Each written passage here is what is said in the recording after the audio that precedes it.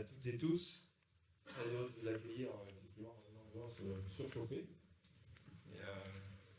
Pas de clim, préservation de l'environnement oblige, il n'y a pas de locaux tertiaires qui sont climatisés à Lyon. Hein. Simplement des locaux de recherche qui nécessitent des températures régulées. Donc, ce qui fait qu'effectivement, à un certain moment de l'année, on est un peu chaud. Donc, désolé pour cette température un peu extrême dans l'amphithéâtre.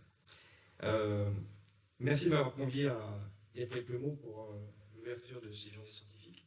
Je voudrais d'ailleurs d'abord saluer la présence des collectivités, notamment la métropole, avec Madame Anne Grosperrin, qui est présidente de la régie de l'eau publique du Grand Lyon, et Anne Rédéran, qui est vice-présidente de la métropole. Également, saluer la présence de la mairie de Villeurbanne.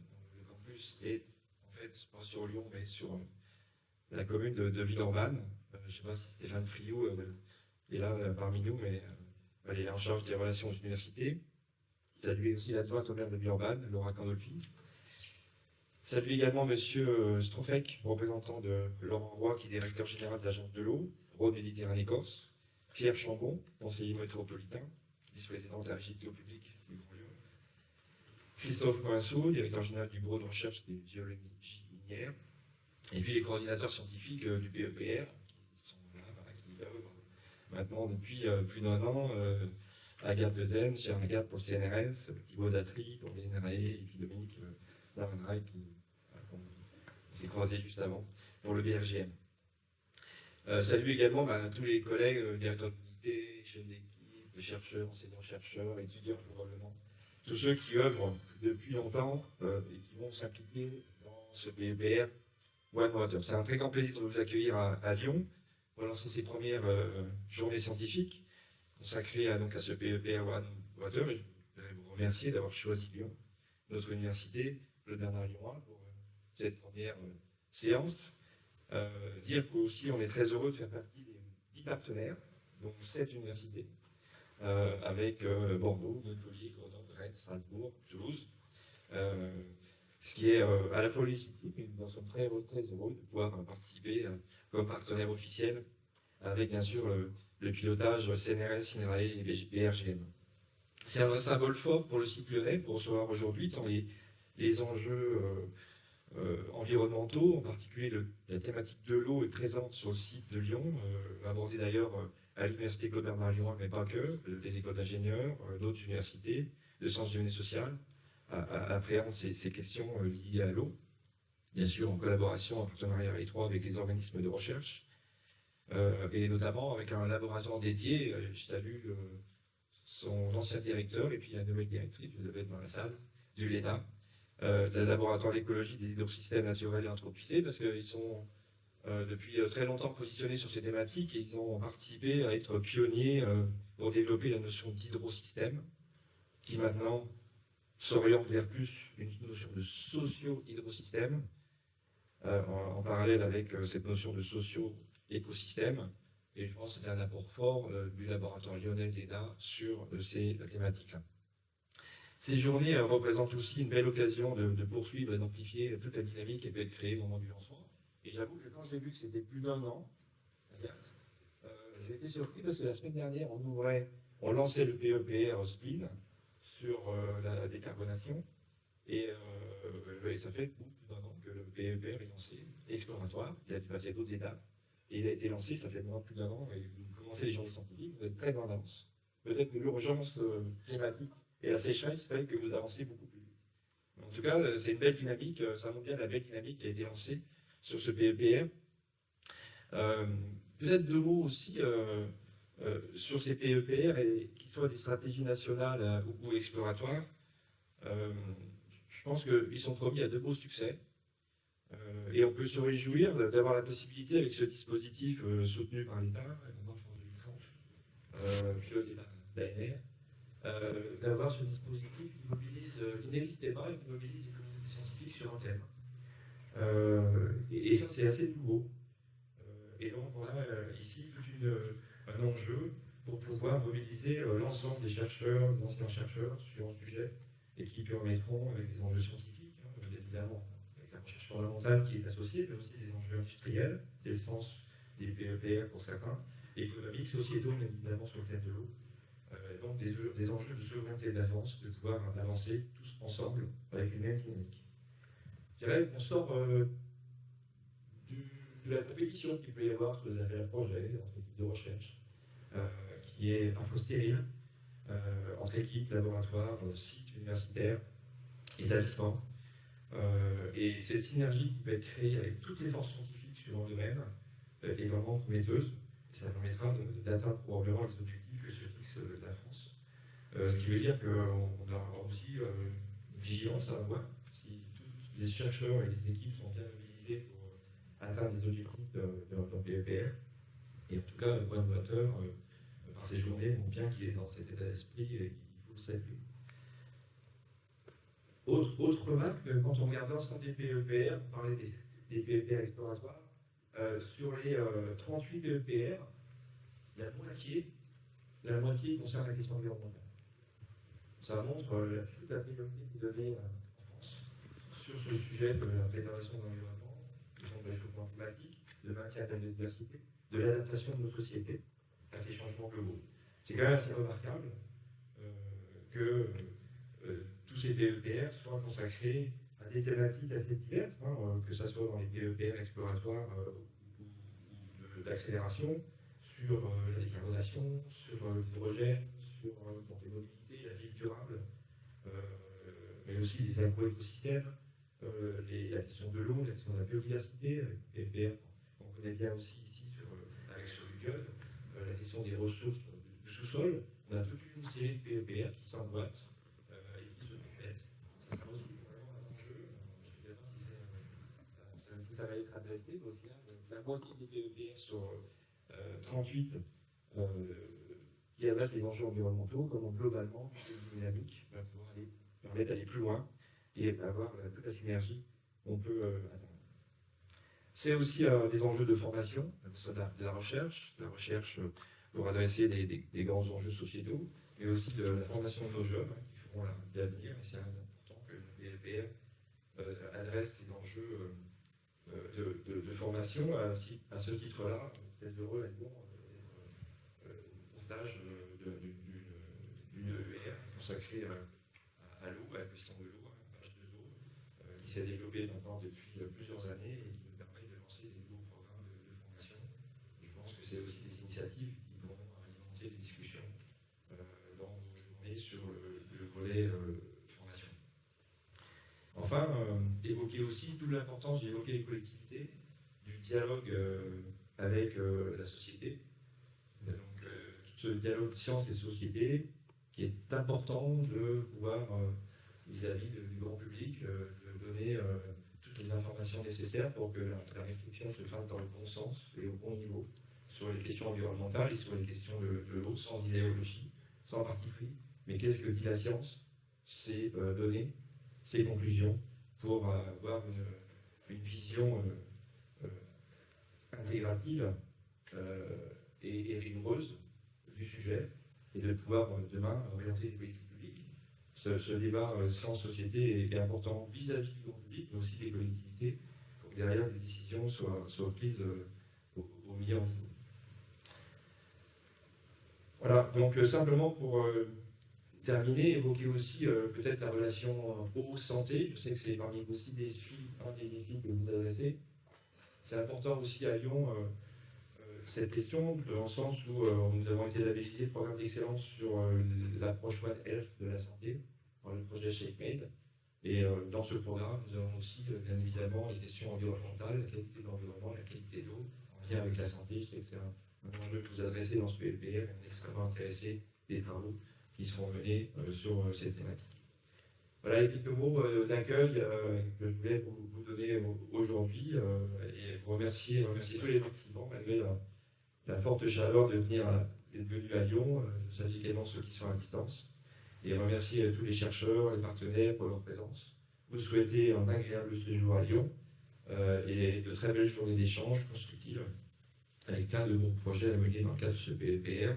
Je crois qu'on attend beaucoup de nous sur les résultats et espérer que la ressource en eau soit bien gérée, durablement préservée, et participe au bon développement d'une société plus respectueuse de l'environnement. Et on s'adresse bien sûr aux jeunes que nous formons aujourd'hui, hein, qui feront les générations de demain et qui auront en charge de ces grandes questions aussi dans l'avenir. Je vous remercie pour votre attention et je vous souhaite encore une fois une très belle journée, deux très belles journées de discussion.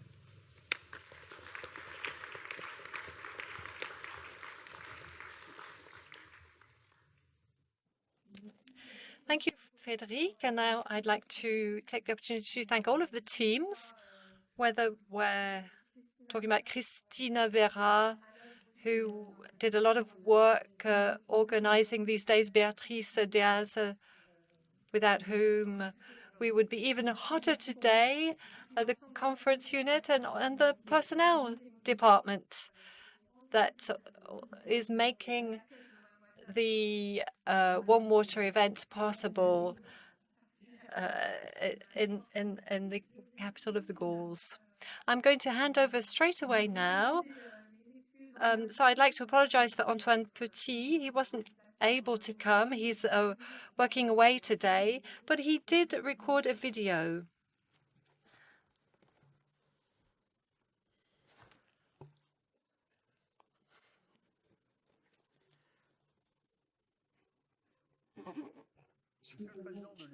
Mr. President of Lyon 1, dear Frédéric, Chairman and CEO INRAE, dear Philippe, Chairman and CEO, dear Christophe, ladies and gentlemen, elected representatives, dear members of the International Scientific Council of the OneWater Programme, dear colleagues, ladies and gentlemen in your official capacity, and of course, I haven't forgotten you, dear Agathe Eusen, dear Dominique Damondray for BRGM, dear Thibaut Datry.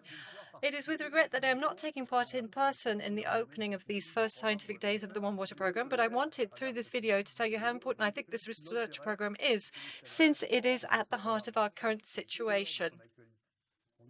Indeed, when this PEPR was drawn up in 2021, you understood the importance of water issues and the urgent need to take action to preserve all forms of life, as I remember discussing with Agathe.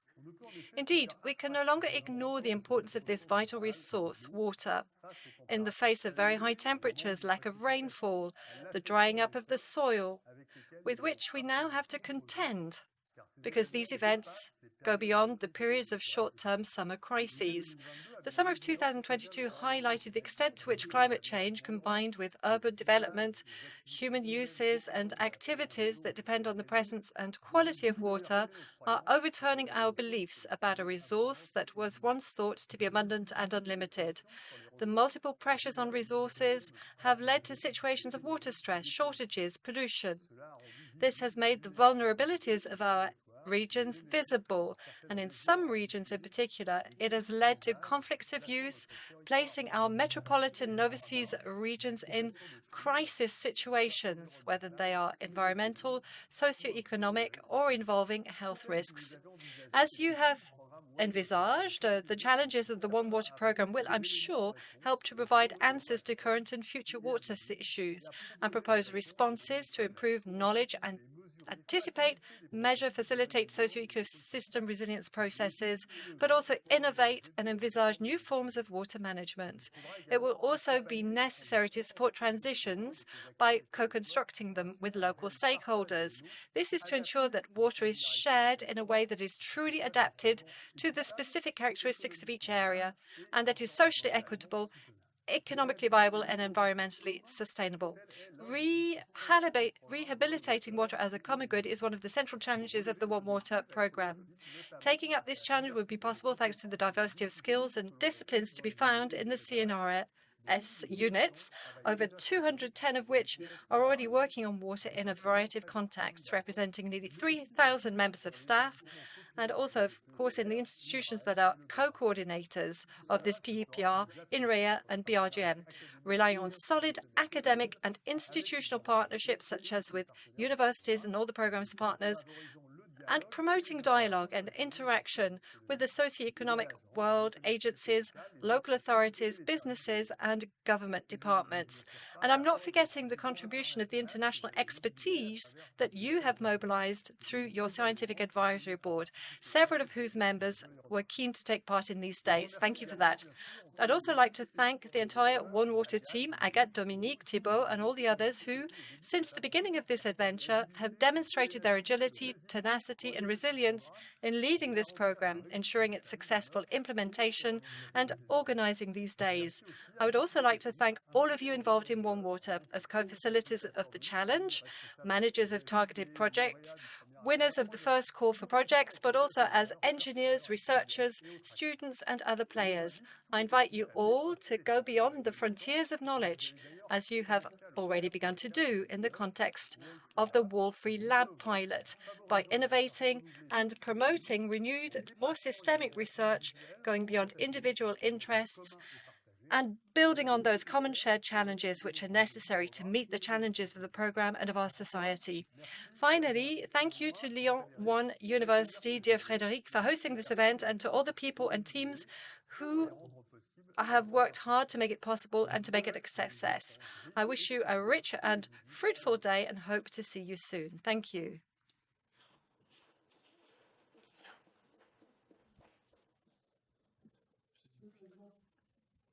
Mr. President.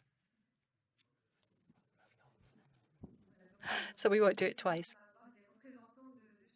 So we will be hearing from the representatives that each president of the pilots of the program, and Philippe Mauguin was unable to come, and he has also left us a video of his speech.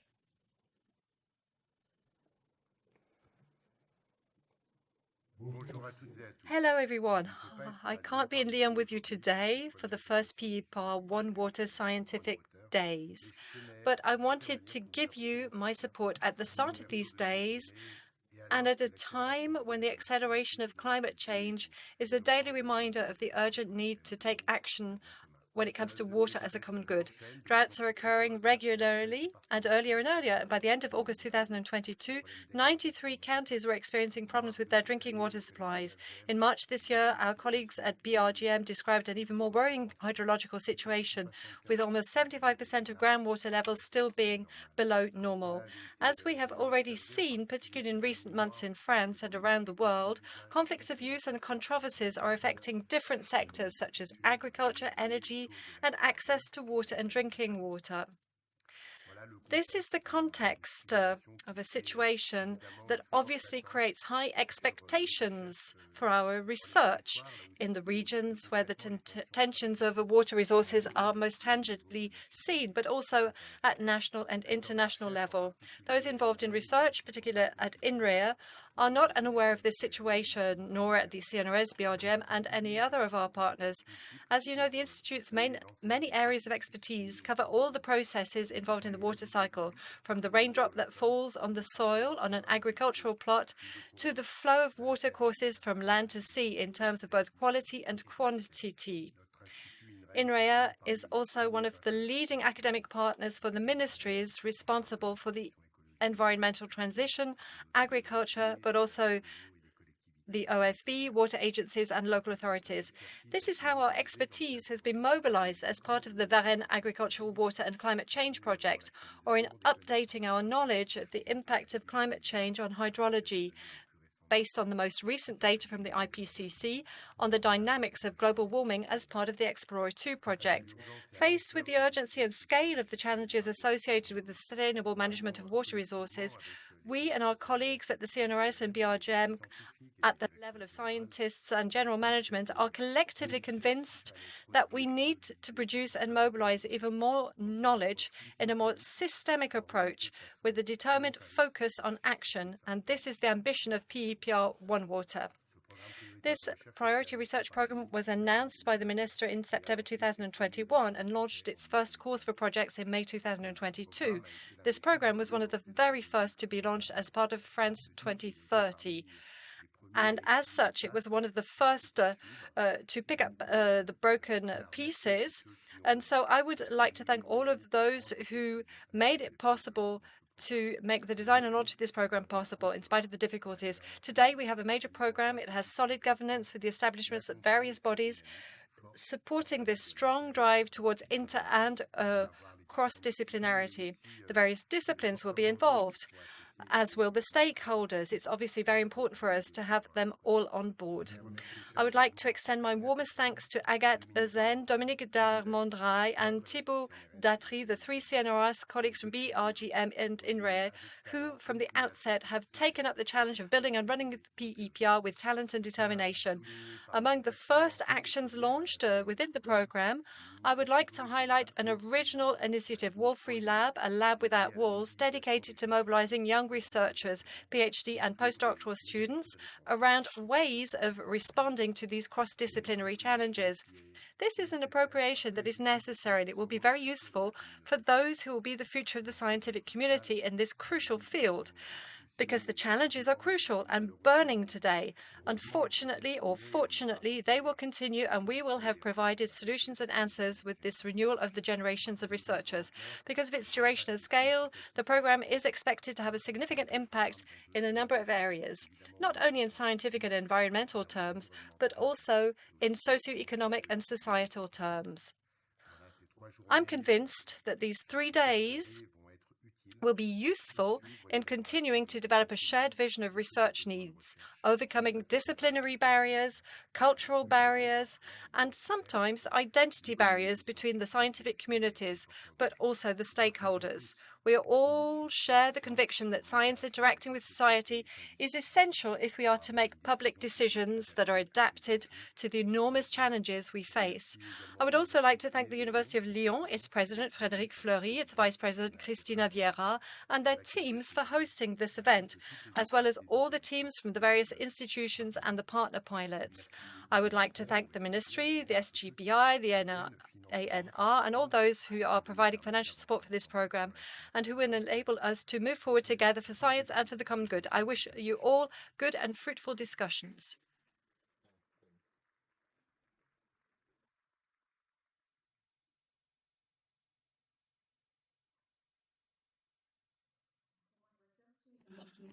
Not everything is virtual in water. We're very lucky to have Christophe Poinssot, who's here with us and is going to deliver a short speech. Hello. Thank you for the kind introduction. Great pleasure. It gives me great pleasure being with you today, despite the rather hot temperature, which in fact reminds me the significance and importance of water to the end tomorrow. It was mentioned at length in the previous speeches, but I do believe that everyday situation reminds us the importance of water for life as a global meaning, and tensions that can erupt because of climate change, which are very acute during the summer period. You know, low level in rivers, supply shortage, but it doesn't stop there. But you know that we had a winter that was marked by insufficient rainfalls. Groundwater tables did not get recharged, and this summer 2023 is quite difficult. It will be difficult, and you'll get more information about that. What characterizes all those rather brutal changes that we experienced in a country which was somewhat sort of a, you know, plenty or water of plenty for water, while this resource is becoming scarce.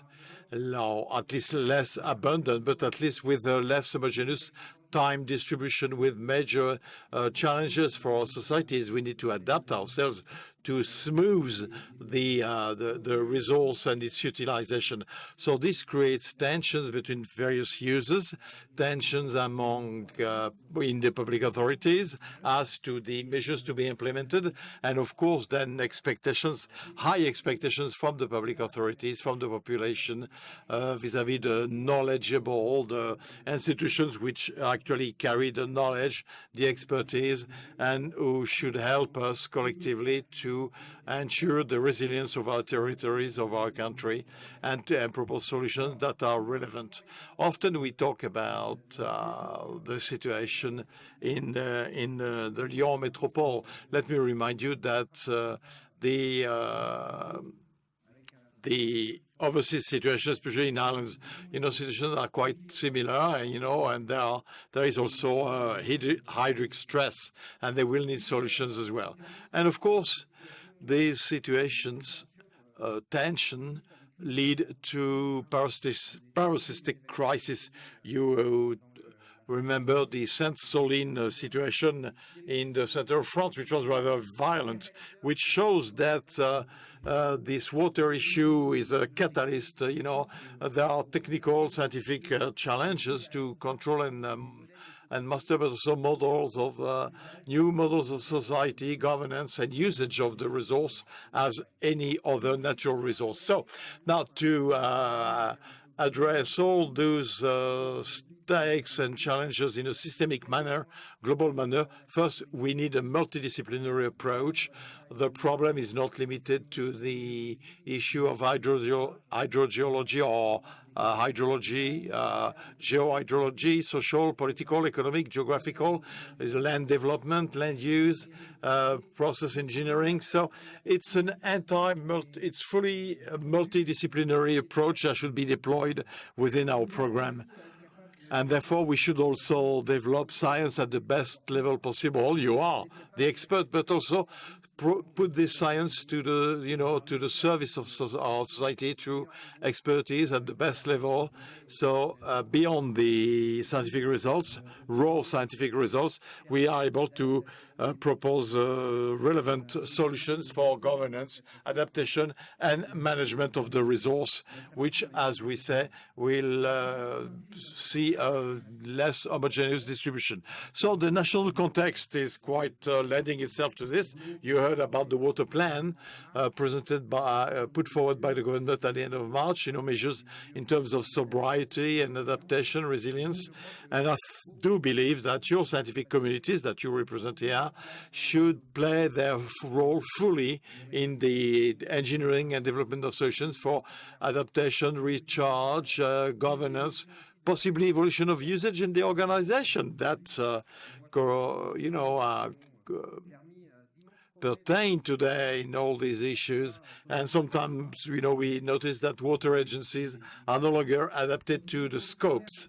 So through this program that the government is entrusting us with to France 2030, program, we should clearly take all the challenges, take up all the challenges and to come up with solutions that will make it possible to solve the crisis, not this summer or next summer, but possibly prepare the crisis for the next decades and come up with suitable tools.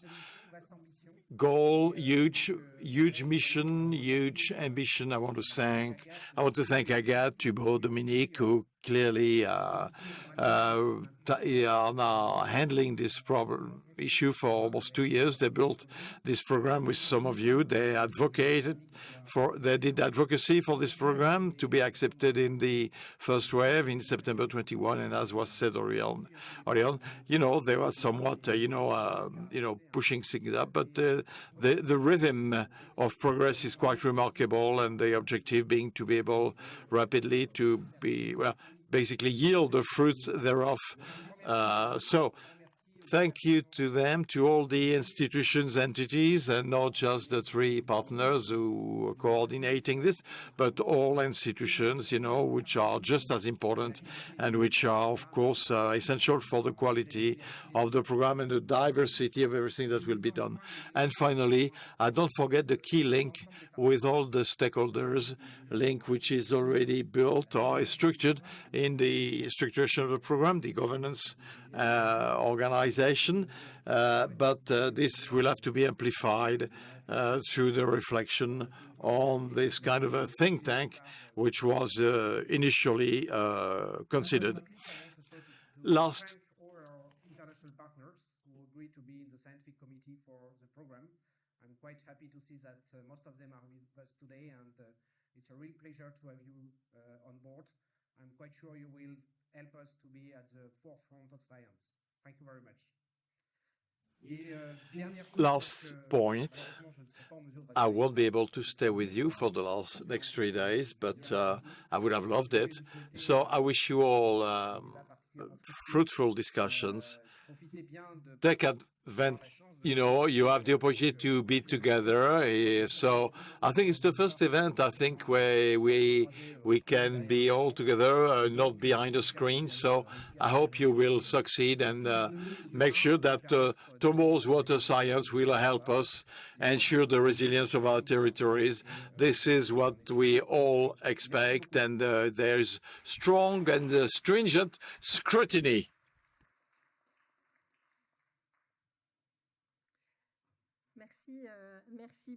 Thank you so much for the trust you place in us to go. So this is something that we all concerned about, and so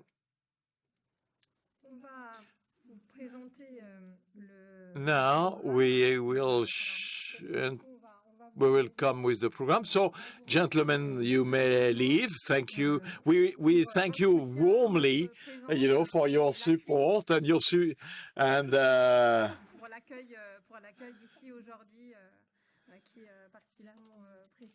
and for your precious support. Now we'll run the video that some of you might have seen, which was screened. It shows the program, and then you propose to the co-facilitators of the challenges, those who will do a presentation in 7 minutes each. Please join us on stage.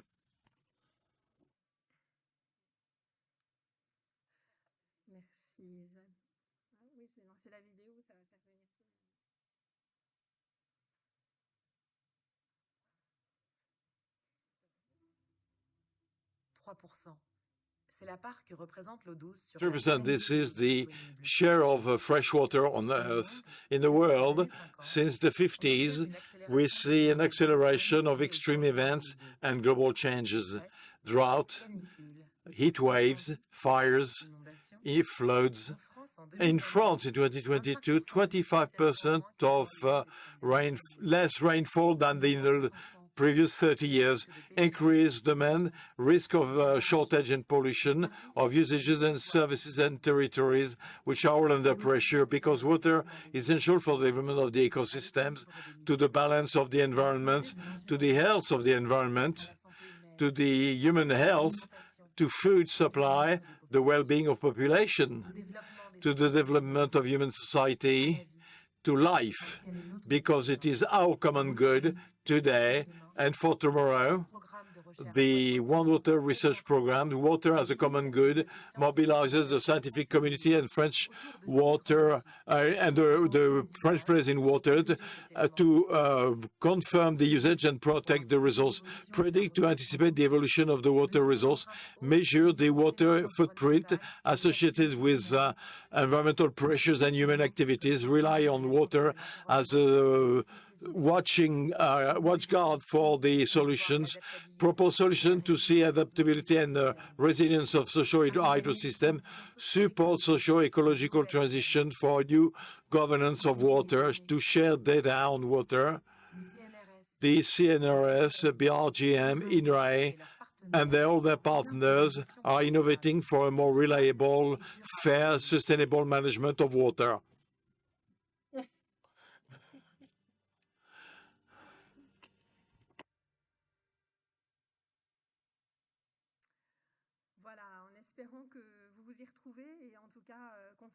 Well, I'm sure that you will agree with all these problematics together, because we need this. Now, just before setting the context again, I want to thank all the entire team of the Lyon 1 University, with the president, the various, thank you, the various CEOs, Petit, Philippe, Mauguin, and Christophe Poinssot, who are here with us, Stéphanie Thierbourg for the INRAE, ANL, represented from the city of Villeurbanne, Stéphane Friou and Laura Gandolfi, who are both deputy mayors, and for the Lyon Metropole, Anne Gros-Perrin, vice president of the Metropole and president of the Lyon Water Utility. She will deliver a speech tomorrow morning during the round table, and Raveran and Pierre Chandon. Vice President of the Metropole, and for the Water Agency, Rhône Méditerranée Corse, Stéphane Trofek, who represents Laurent Roy, the audience of the Grand Lyon, Au Public du Grand Lyon, Public Water, with the General Director, and you all, co-facilitators, you all involved in researchers, engineers. You already worked hard to organize these days and to make sure that we will get there eventually with a targeted project to be signed and that we can get all fully involved in research. Huge thanks because we do it at the end, but anyway, we want to do it at the beginning. So anyway, we'll do it twice, never mind. So, no, to keep going, so thanking the OneWater team, Rim, Abderrahmani, our program manager. Stand up, Rim, stand up, you're at the back. You've been communicating with her, but for real, she's there, for real. And next to her, Emily Rudolph, the communication officer, and you will appreciate even more skills and competence. And Marilyn, who also for the BRGM came to support us for the financial and administrative organization of the days, which was uneasy, quite, trust me, no easy job. There are some volunteers who are students, Laura, Nayara, Amélie, Aïda, Siramana, Enzo, Samuel. They're here with us for the 3 days. Not to forget the 2 interpreters who are sweating in the booth. Thank you, Madame, to help in this international communication with the Scientific Council. And some of you actually wanted to be here as well, so to attend the days. And we will have the opportunity to share great times of science during the roundtables, and of course then to exchange ideas and this talk with one another, especially in front of a glass of beer. So I think I'm done now in terms of thanks. So the 3 co-directors, thank you all. Thank you for being here. And just by way of information, 270 registered. Yeah, not all here. Some will come tomorrow, but anyway, which shows the interest and the importance of meeting here in presential to deal with this the stakes and challenges handled by OneWater. Now, OneWater. Well, we have to embody it now. So what water are we talking about? 70% of the world is covered with water, but only 3% is fresh water. 2/3 are stored in glaciers, not easily accessible, which makes it even more precious. And we have to pay attention to it because globally water volumes on the Earth are stable. Their distribution in time and space evolves. And of course, this will modify the flows, and this water cycle here shows you the interconnection interactions. They show you that everything is linked. There are flows, circulation, there are interdependences between the various natural reserves of fresh water on Earth, and which are interacting with other elements, the air, soil, underground tables, oceans. You know, this cycle is somewhat disrupted by the global warming and anthropic pressure, which causes multiple variability and creates vulnerabilities in many regions. So, fresh water. This is a resource which is not evenly distributed, which can be altered by the fact that it is not always available where we want it, when we want it, in sufficient quantity. The increase of extreme events, storms, fires, heat waves, floods will somewhat exacerbate several phenomena with which we will have to deal. And if we cannot mitigate them, or the variability of rainfall in time and space, which disturb the rhythm of seasons, disturbs the rhythm, density, frequencies, and the location of rainfalls as well. All uncertainty is increased, and the difficulties to forecast and anticipate the way ecosystems will react, and which further exacerbate the role of land development and pressure on the resources and usages. Demographic growth, urban sprawl, artificialization of ground, various water demand on water, food, energy, and so on will disturb the qualitative performance and dynamics of water, alteration of living life, ecosystem, biodiversity, the shortages, which concern not only the issues of access to water, but also access to water of good quality. This causes impact on the health, well-being of the human population. And of course, unfortunately, we're not all equal from one region to another one, from one territory to another, and vulnerabilities are even more striking. Within this context of global change, water management in and between territories is essential to ensure the fair sharing among usages and users. Now, this is even more important because we see an acceleration of anthropic phenomena which have a direct impact on the environment. Retroaction process and other retroaction loops take place, and water is a key link to preserve life and ensure the habitability of the earth. For example,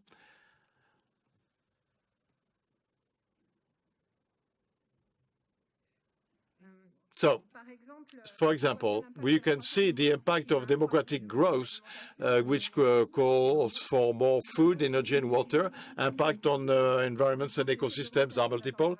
The increase of temperature will include the disruption of water cycles. The artificialization of ground will limit infiltration of water in soils, and which cannot benefit to the ecosystems and their environments. So within this context of global change comes the question of planetary limits, quantified and assessed by sector, and we can see the evolution of the interconnection and interdependence. The surface which can be controversial, which are the indicators of the major indicators, will question the significance of the impacts of human activities and the limits, of course, of the ability of the Earth to absorb them and to regenerate itself. Water in the atmosphere, in glaciers, in rivers, in bodies of water,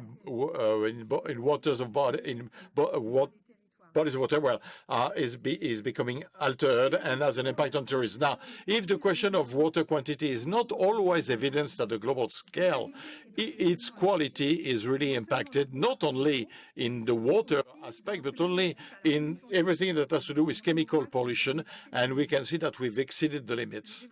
The development of human activities to several usages, farming, agricultural, industrial, household, leisure, are fully impacted and question the limits of the scope of their deployment in terms of renewability of resources, the dynamic specificities of the regions, territories, catchment basins at all scales. Now, the question of planetary limit cannot be examined without taking into account human societies and ensure a safe and fair space for population. And this implies that the environments are preserved, fair access to resources, and of course what fosters the habitability or the viable habitability of the Earth. Water preserve life, and the climate disruption has direct impacts on our societies at every scale. Now, if we look at the global scale, well, we can see that the local scale, it was being mentioned, and the situation is now, well, we experience it more and more. Well, just an example with the situation of the groundwater tables, which are the main resource for drinking water. But thanks to their connection, 25% of rivers, up to 100% in summer. This is the situation in March 2018, from March 2018 to March 2023, where research is usually closed. But you can see that when it's blue and green, we're at the level above the average of the last 30 years. But if it's yellow, orange, or red, well, then we enter situations that are more and more critical. And except for 2021, which has an excess of water, yeah, the winter recharge has been in deficit in 2022, and certainly what is the situation for 2023 as well. Of course, this raises several questions as to the trajectories and how it is per se felt at the scale of the country, but we don't see the overseas department. But this is also raising other questions as to the availability of the data needed to assess the situation in these territories and to adapt it to a different context, of course. So now, if we change the scale since the beginning of 2023, we can see the first semester, you see the situation of the groundwater tables. And again, well, low recharge, and for some domains, the areas it stopped in February, and we see the few rains in June recharge some very reactive tables because they are cracked karstic zones, but not the immersional tables. The level of the groundwater tables is not sufficient. It has to be associated to different parameters, hydrogeological context, to be able to try to act and limit the damages in the territories and take into a certain number of measures into account. I mean, and implement several measures based on the status of the resources and the short-term forecasts. You see the four levels from vigilance, alert, reinforced alert, and crisis, as set by the prefects.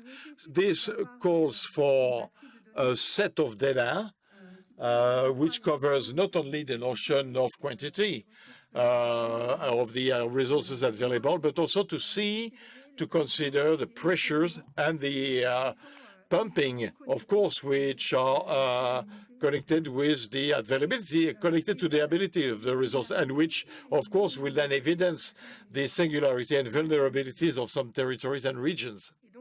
So we can see that the situation of groundwater table recharge has an impact as to the decision made when it comes to the usages, knowing that in a crisis situation, only drinking water is authorized. You know, this is what the users had to deal with last summer, and which is, of course, is bringing to the fore the need to evolve, to change the practice. Summer 2022 made it possible to go from awareness to reality. And although various committees were installed, crisis groups, actions for individual preservation of some individuals, that was also necessary. And this comes into the problematics of national water plans. And the OneWater program was mentioned in the water plan, Plan O, and we will see how the research we will carry out will contribute to the improvement of some actions and for a renewed governance.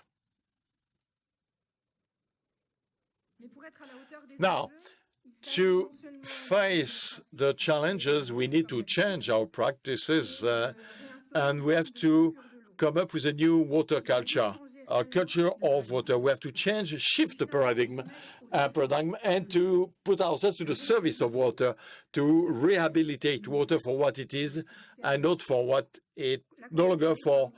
We can't see it as a limitless, endless and abundant resource.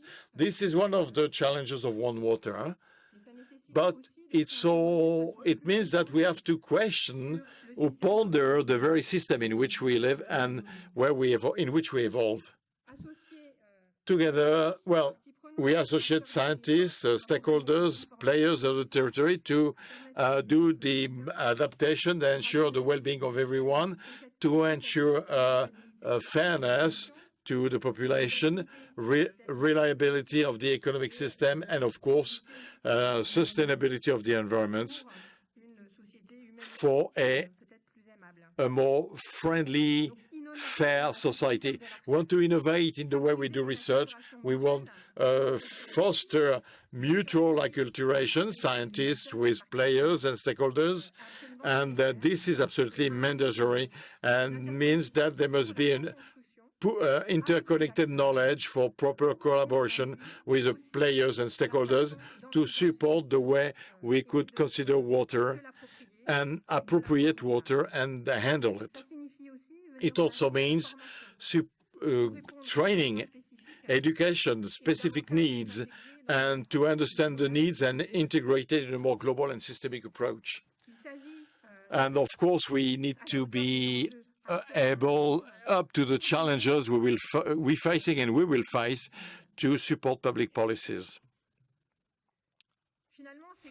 Eventually, it is thanks to the 6 challenges of OneWater that we'll try to provide answers to the challenges based on the past to better understand the present and better anticipate on the future, by considering the impact of human activities on water, its availability, its distribution, and its quality, which of course is an indication of the health of the environment and human health. We want to find answers, and we want to assess them to better adapt ourselves and help for the resilience of the ecosystems. And such elements should make it possible to set new, pave the ways for common goods and to rely on data can be shared for all and for the good of all. So as an illustration of all this, we are fortunate to have representative of each of the challenges, the 6 challenges, and I will start with Simon. Simon for challenge 1.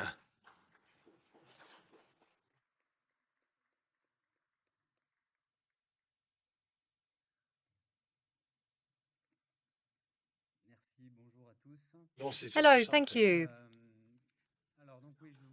I'm going to talk to you about the first challenge that will be treated by the PEPR OneWater, which focuses on anticipation. So this challenge looks at the water resource, but also its evolution in relation to the past, so that we can anticipate how it's going to change in the future.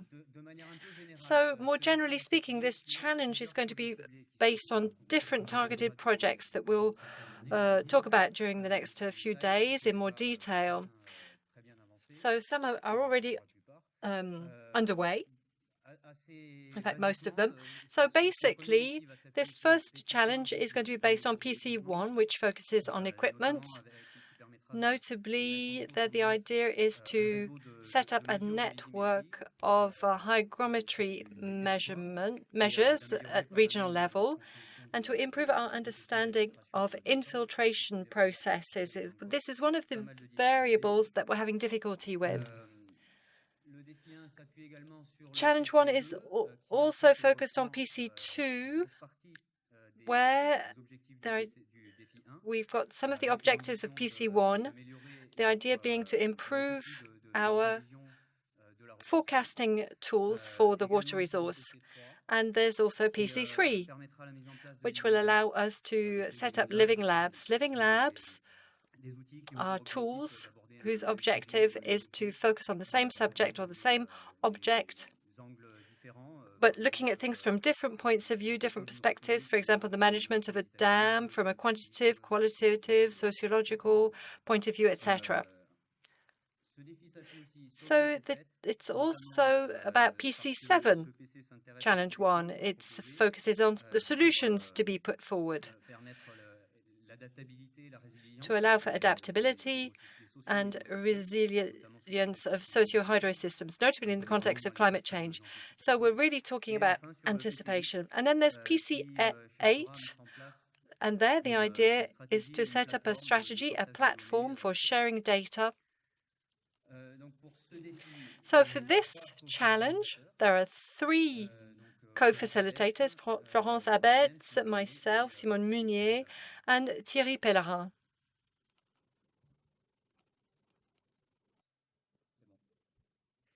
Okay, so let me just give you some contextual information now. So for the past decades, we've seen lots of progress in terms of our understanding of water circulation in different compartments of the continental water cycle: rivers, lakes, aquifers, snow mantles, etc. Now, this progress is thanks to observation thanks to the collection of data, experimenting, but it's also thanks to modeling.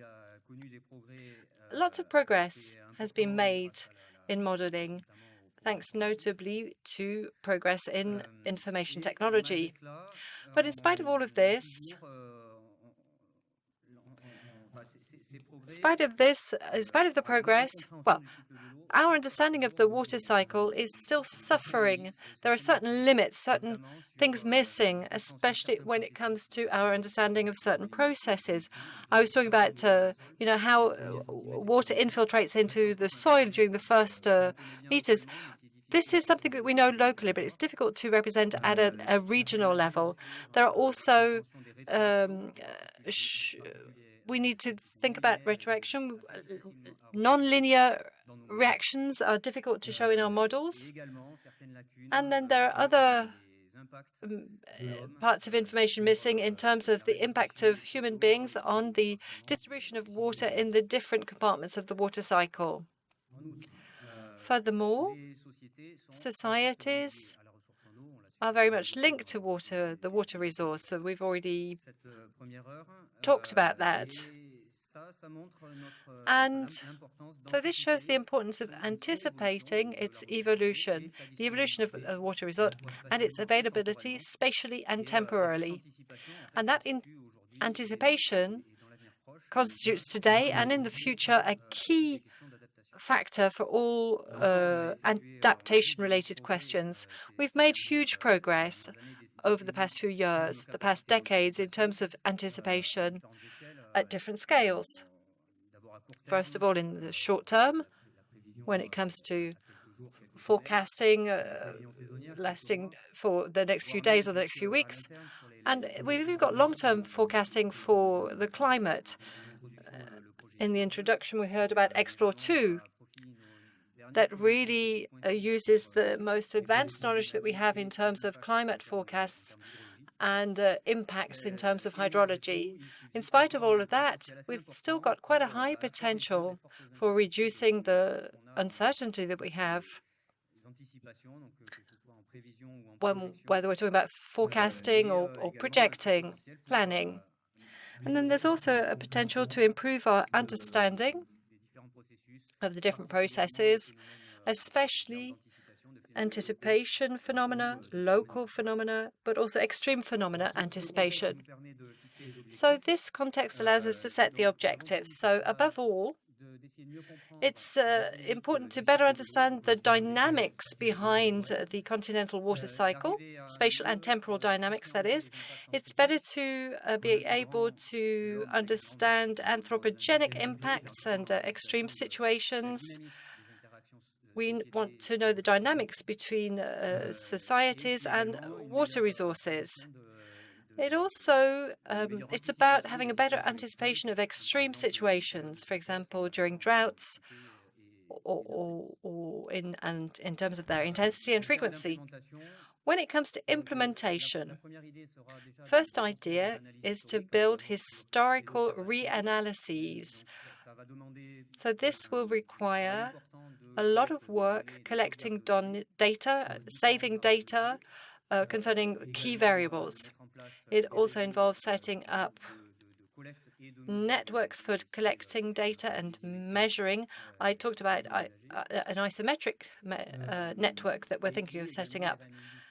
And then,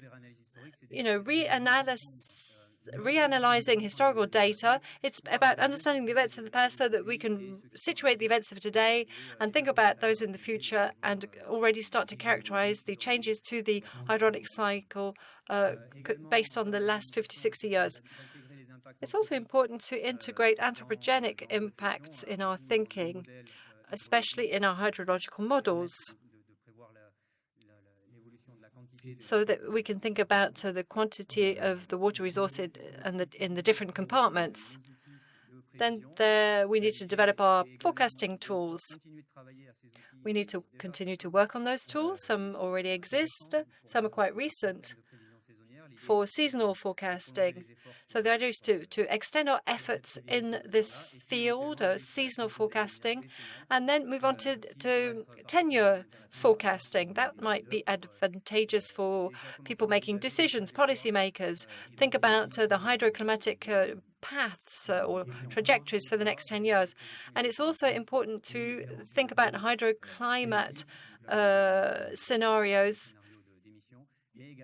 for different resource management scenarios. This is important insofar as the anthropogenic factors need to be integrated into our models.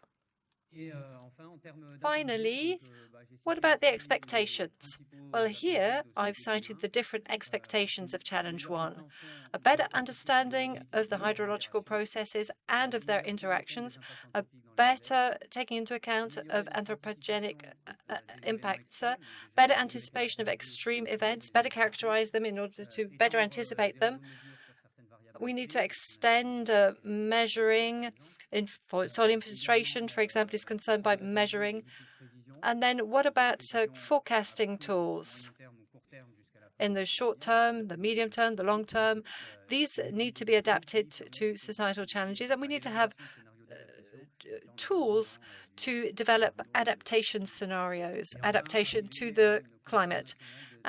So basically, we want to have a national coverage of anticipation tools, including overseas areas. That's it for me. Thank you. That's it for Challenge 1.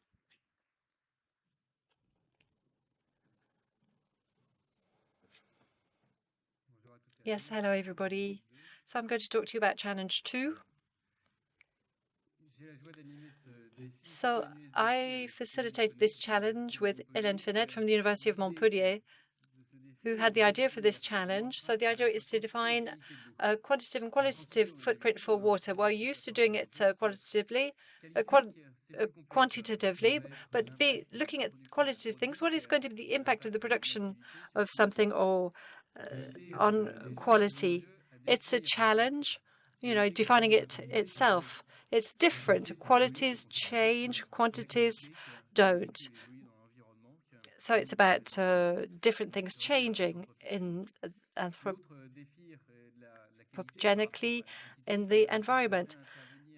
It also means looking at the relations with natural environments, and it's these relations that are extremely interesting. So this challenge focuses on an approach that is much more exhaustive than what we know today. Interactions between the environment and our societies. So we will see all of this through different keywords. There's one that's especially important, and that is the word cycle.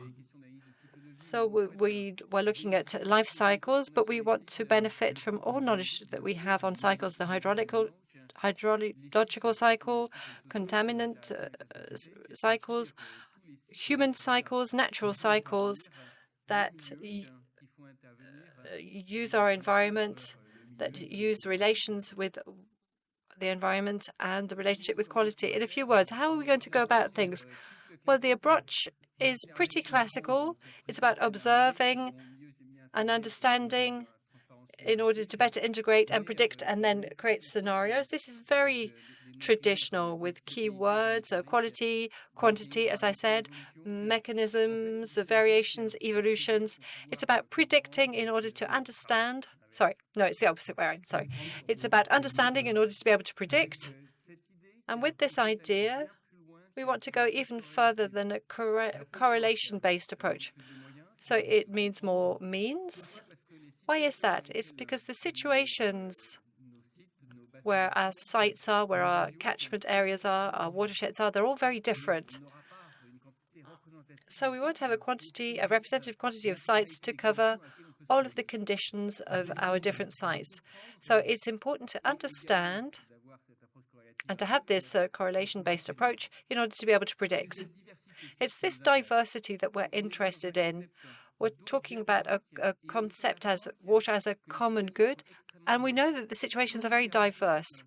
How do we make sure to be able to restore this common good based on the diversity that we can have in regions and in the relations with socio-ecosystems, in the relations with the natural environments, in relation to impacts, etc. And that's really the idea of offering this conceptual framework that is general and being able to include all of the diversity that we're familiar with. It's not about homogenizing, it's about keeping as many different conditions as possible. We're talking about inequality, diversity, heterogeneity. It's that idea based on a hub, a common crossroads, to look at the involvement of everything in terms of evolutions and variations. So I was talking about crossroads. This is the impression that I wanted to give you with this slide, with the idea that we can integrate in an organized way and simple way, in a very concrete and practical way, the challenge behind this in order to create the interfaces. So we'll integrate things that are quite different in terms of transfer processes, tools, toxicological, eco-toxicological tools, for example, but also things that can be very different, like the footprint or fingerprint. The idea is to work on both. The fingerprint, the state of the quality of water, how do you describe it? How can it be described? How can that description be specified and contextualized according to a site? And then the footprint, what is the impact? So this crossroads that we want to develop, this intersection, how are we going to develop it? Well, we're going to use several tools that have disappeared from my presentation, so I'll just cite them. So the PC4, which is between challenge 3 and 4. At PC4, there the idea is to look at the footprint questions, fingerprint questions, and look at the consequences in terms of challenge 3 that will be presented by Hélène, which focuses on water monitoring. The idea is to compare and contrast ideas with the workshops that are going to be organized tomorrow about three big questions that are not the same as the ones that we had in PC4. The idea is to compare and contrast ideas and then to pick up your ideas, your feedback when it comes to the correlation between the different fields and the definition of this water quality and the interactions with the human society. The third workshop, which will take place in the second half of the afternoon, will be open to everybody. There we will be providing a workshop feedback from the first two workshops. So if you haven't signed up for the third part, but you would like to take part, then you are most welcome. Thank you.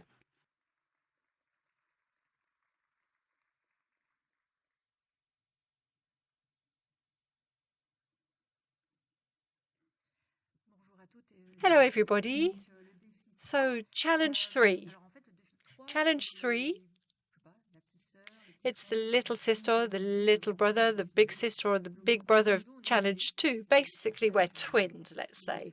And that's why the workshops have been designed in an integrated way for tomorrow. It's the other side of the coin, if you like. So water as a sentinel. Sentinel of what? A sentinel of health in the global sense of the word, of the environment and of human society. So health of the environment, health of human society.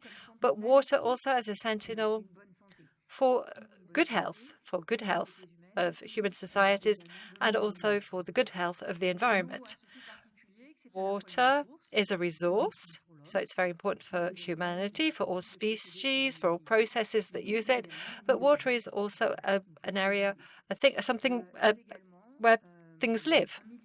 So it's an environment, it's like an object that it underlies all cycles, the cycle of elements, the atmospheric cycle, the cycle of life. So this challenge number 3, I'm working hand in hand with Gilles. We are 2 co-facilitators, therefore, on this project. So we work on all of the PCs. All of the PCs are interconnected with all of the challenges.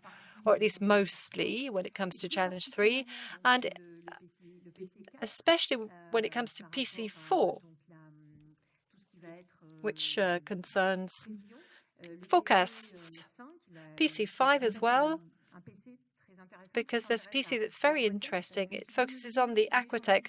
When you have measures, samples, monitoring, it means that you have to have a specimen bank for the future.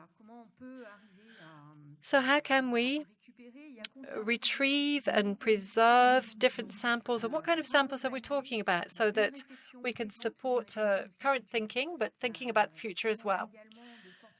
So there's a lot of interconnection with PC4 as well, because it's going to help with the implementation of the different challenges.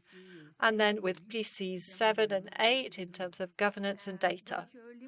So the key words, well, basically, they're all important. If there's one that's really important, that is health. One Health, that's really where the crux of the matter is. It's about impact and the return of the impact. How do you restore things? How do you move towards a transition so that you've got water that supports good health in the broad sense of the term? And so that's why we're very much interconnected with the question of footprints or fingerprints. So water as a sentinel, as already said, what are we talking about? Well, the objective of the work is to observe and understand the impacts. So the way the ecosystems, the hydrosystems, the socio-hydrosystems, how they work and how they stop working. What are the impacts that interact with the operation? And we'll talk about hydrosystems as well as biodiversity. How is the operation of these systems, how interconnected from a temporal point of view, a spatial point of view? What scale do you have to use to look at these phenomena?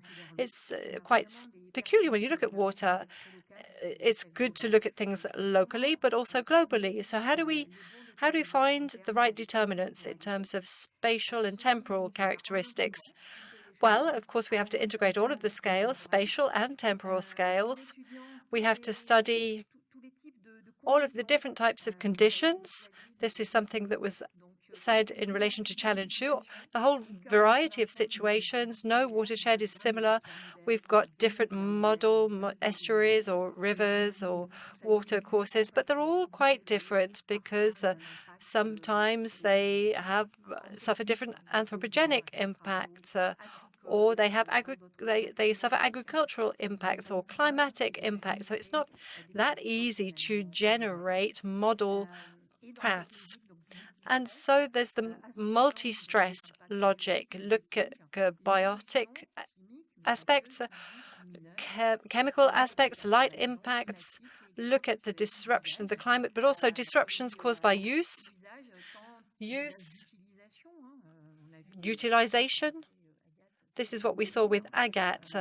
Some things can be quite awful, but also it's about looking at disruptions based on behavior or extreme events that can lead to floods and conditions that are good for recharging or not good for the flow of pollutants. So all of this in the long term, the idea is to try and forecast, project, create scenarios for these socio-hydro systems, taking into account human beings, obviously, societies, but also the ecosystems themselves, aquatic ecosystems, not just aquatic ecosystems, because there are different interfaces. So the logic is to produce the right kind of conditions from a socio and hydrological point of view. So what about the expectations? Well, the idea is to develop combined approaches at multiple scales, based on multiple stress factors, new methods. So that's why it's important to have interconnection with the PC on equipment. The idea is to put forward indicators that are relevant or more relevant. We can also question what an indicator is. What does that notion mean? How can we have indicators that allow us to assess and put forward something that is based on health and One Health, associating both human beings and the environment. All of this so that we can support transitions, keeping in mind both quantity and quality.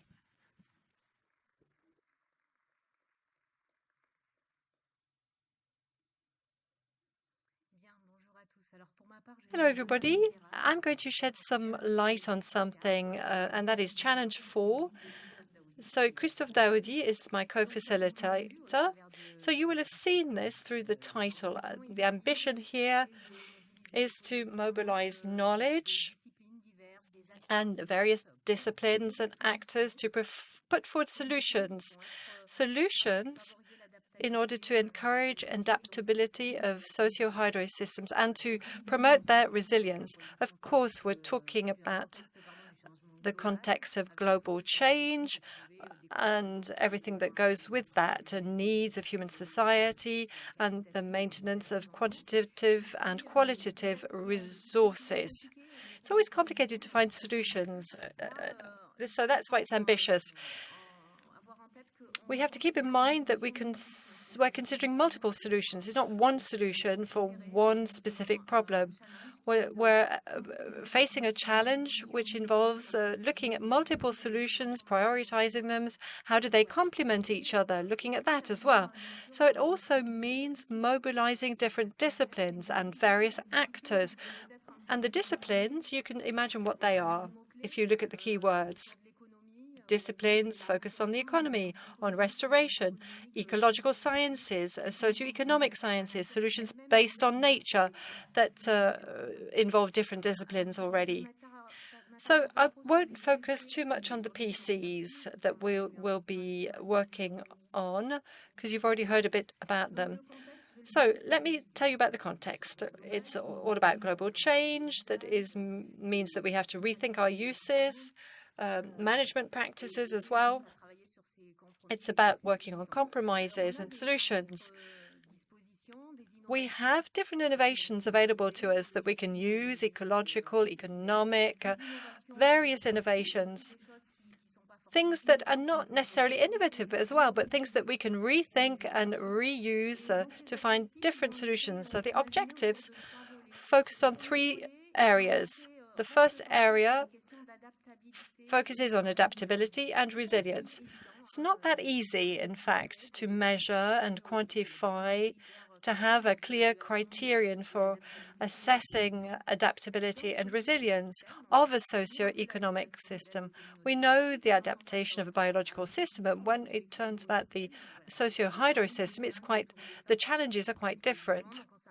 So we will ask ourselves about the paths followed by socio-hydro systems and the assessment criteria for adaptability and resilience. And it's not because we'll have understood everything, all of the determinants of resilience and adaptability, that we can't work on solutions. So the big chunk with respect to the objectives will be to propose solutions.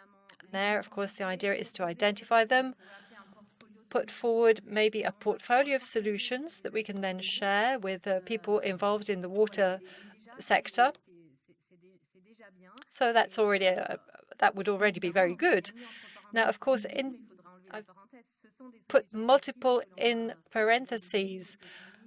There will be, we'll be looking at governance, environmental techniques, etc. So if we're talking about solutions, obviously, these need to be robust and tested, tried and tested. They also need to be accepted. So that's why, as part of the objectives, we want to work on thinking about potential obstacles for the integration of these solutions or drivers that we can use so that they are as deployable as possible in the future. So implementation. Obviously, there are different provisions, infrastructures, living labs, well-free labs. There are other challenges as well. Through these presentations, we're trying to show how complementary each program is, each challenge is. And we're going to be focusing on synergy as well. What we're doing here in OneWater with other PRPs is important. We'll be looking at water-based solutions, and the project leaders will be there to moderate that workshop. It's important to see the links. And to be more concrete, let me take the example of what was thought about with respect to PC6. It's called Solutest. It's about testing and validating solutions for the management of socio-hydro systems, so sustainable management, that is. So it's about starting, well, keeping time for prospecting, looking at methods. The consortium is vast. It's about identifying needs. It's about identifying sites and solutions that will really be tested at a later point. So the analysis framework to be used is also very important. It's something that we've got to do collectively in this initial phase. And then in a second phase, we will be able to roll out the in situ testing operations, experiments based on the living labs. So the objective is to try and test these solutions. It won't perhaps be all of the solutions that will be tested during the challenge, but at least a fairly good range of them. So what about the expectations then? I don't know whether you can see. So there's been a bit of a change. On the right-hand side, we had everything linked to the concrete aspects that I've just talked about in terms of phasing, reinforcing a partnership-based network because we have to roll out the solutions, try and test them. There's one aspect that I didn't mention perhaps, and that is the multi-criteria decision-making framework. This is something that can be very beneficial for a socio-hydro system. So one component, you've got to look at the different components. So that's why it's important to look at multiple criteria. It's essential in order to make sure that the solution is globally efficient. Now, metrics concerning efficiency. We've got to have the right measurements, spatial, temporal.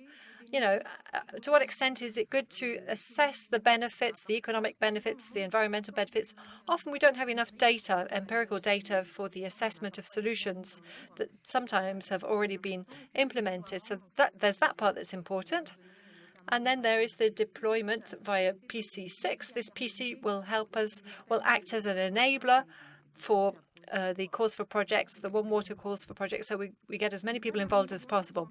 Now, the last 3 points on the left-hand side are more general, let's say.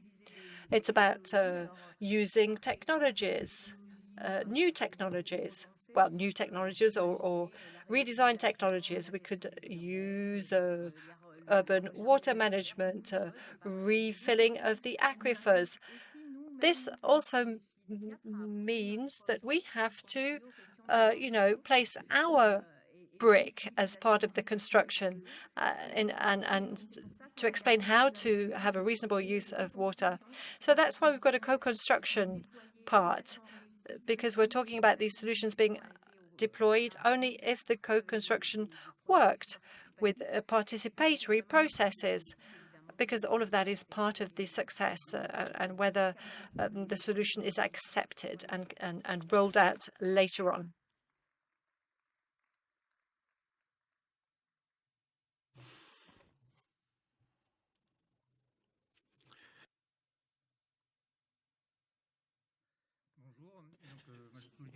Olivier Barreto is my name. I will talk about DEFI 5, the socio-ecological transition towards which trends cross-cutting. It concerns all the aspects, but I mentioned 4, maybe more. I don't know why I didn't put the others, but anyway, there is a living lab. It's a challenge which is very anchored on site.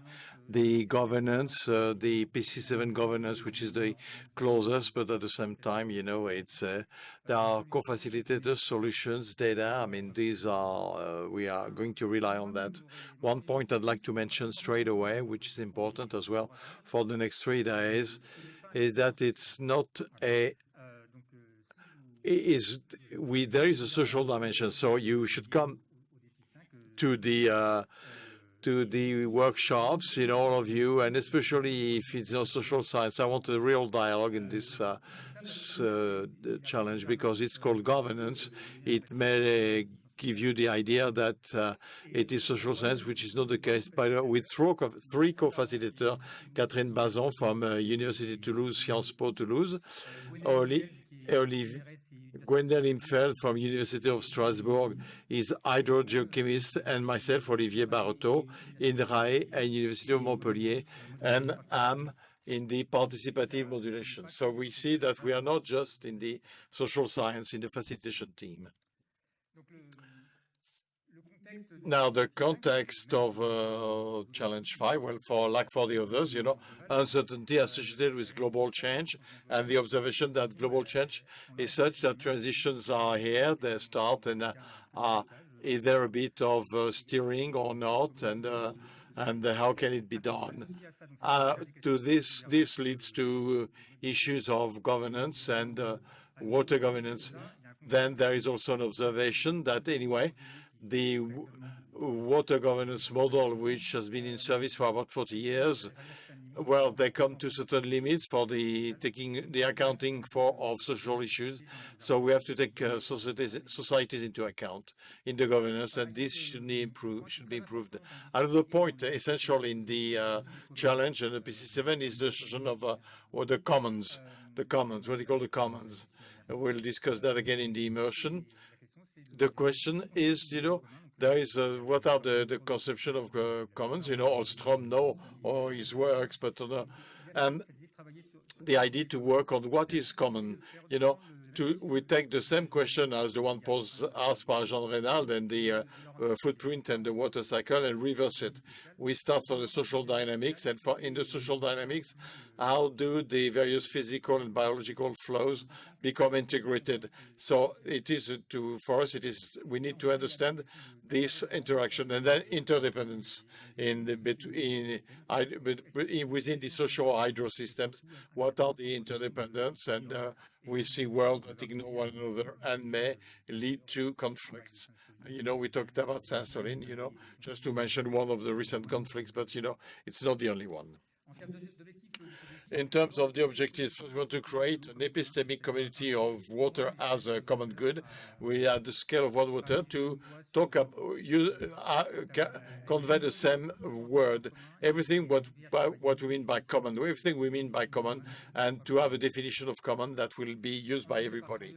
Then from this, we want to challenge principles of co-production as original modes of adaptative governance for water, to co-construct them from what exists as tools and methods, and then from this notion of water as a common good, are the modes of governance able to include this, and then we can co-produce a trajectory for reliable evolution of the socio-hydrologic systems. So in terms of implementation, there will be workshops to share the concept, the tools and the methods, up to modeling. We common grounds such as the Challenge 5 and the PC7. And then to have on-site anchorage, we rely on remarkable experience, which could be good practices or practices which were successful in their environment, and remarkable experience as well in a negative way. We have to look at both, and we have to work on co-construction. We cannot develop a method without trying to implement it on site, and this is why we have to rely on mini labs. Finally, in the implementation, well, we will include tools from various domains: economy, institutional economy, political science, geography, law, ecology, different techniques, together with Solutest. Expectations, well, 5 items. First, epistemic community after the PEPR as water as a common good, adaptation trajectory for experimentation territories, that is trajectories that could be implemented with the players on site, integration of modeling tools, physical and social, which would be space distributed to deal with water management on territories. participative approach for governance so that players would co-produce the rules and adaptation strategies, and then new governance model that we will co-construct with you. Thank you.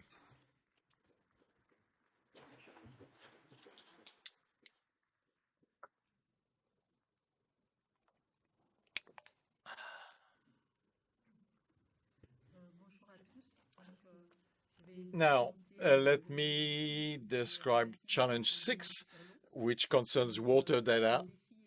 This challenge is carried by Sylvain Grelet from BRGM and Laurent Longuevergne from Rennes University. Unfortunately, they cannot be with us today, so I'm the speaker there for them.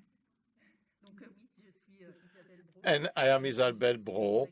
I'm the research director at the INRAE in Rivergate here.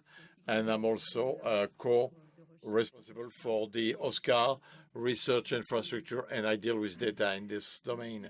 So the objective, the purpose of this challenge, which is cross-cutting to all other challenges, something which is essential for OneWater, sharing, access, and the understanding of data on water and social systems. All PCs are concerned, and one more specifically, the OneWater data PC, that will somewhat tune all the challenge.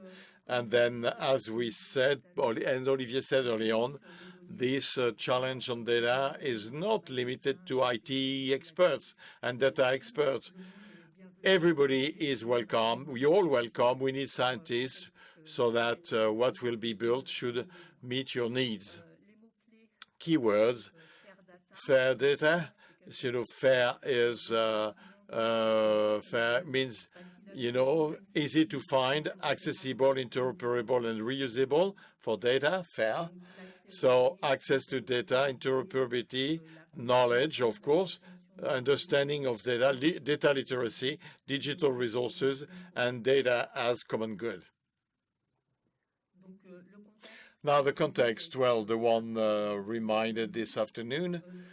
If we want to be able to discuss the challenges on water resource management, they have to be managed through integrated and systemic and multiplayer approaches. We can no longer do it in silos. And this is the condition to build solutions suited to realities, contrasted realities, and this in a sustainable way. In order to succeed in implementing this systemic integrated approach, we absolutely need to share data and digital resources, data and services, and therefore the purpose of Challenge 6 and targeted CP8, well, is to listen to your needs on exchange and data of water data, then to share the data in a fair manner. We will use standard data sharing standards, and of course there could be evolution of such standards. And when it comes to the implementation, the idea is to implement an integrative federative water data platform based on the FAIR principles. But the platform, the hub, is not sufficient. We want to install a fair water data fair community. So what are fair data for water, basically? And then this challenge is based on a targeted program which comprises several researchers, engineers, IT experts, scientists, who will try to implement all this and make it work. So what is expectations? Well, first, to implement a water data policy that will be global and work as advisors for all the users on the way they should share the data. As I said, we want to implement this community fair water data. Well, we want to deploy, implement all the tools, and of course, then with this framework, apply and ensure the evolution of standards, and meet your needs, you, the users of this targeted program, CP, by using the fair data principle, and it will be done together with all the challenges of the OneWater data PIPR. And as I said, you're all welcome to discuss this issue of data. We need everybody, scientists, IT experts, otherwise we're likely to build a beautiful platform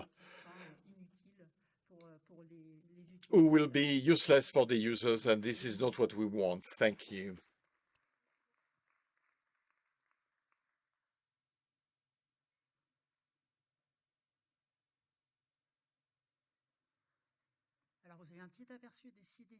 So you've seen the 6 OneWater challenges. Now, after the break in 40 minutes, there will be an immersion session. It will be a cooler atmosphere.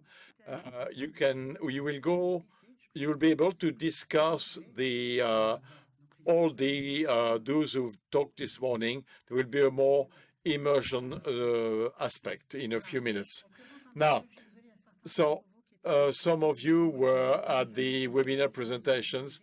Those are, the PRPR are extraterrestrial for the researchers. It's a good point to give you some reminders so that the 3 days would go smoothly.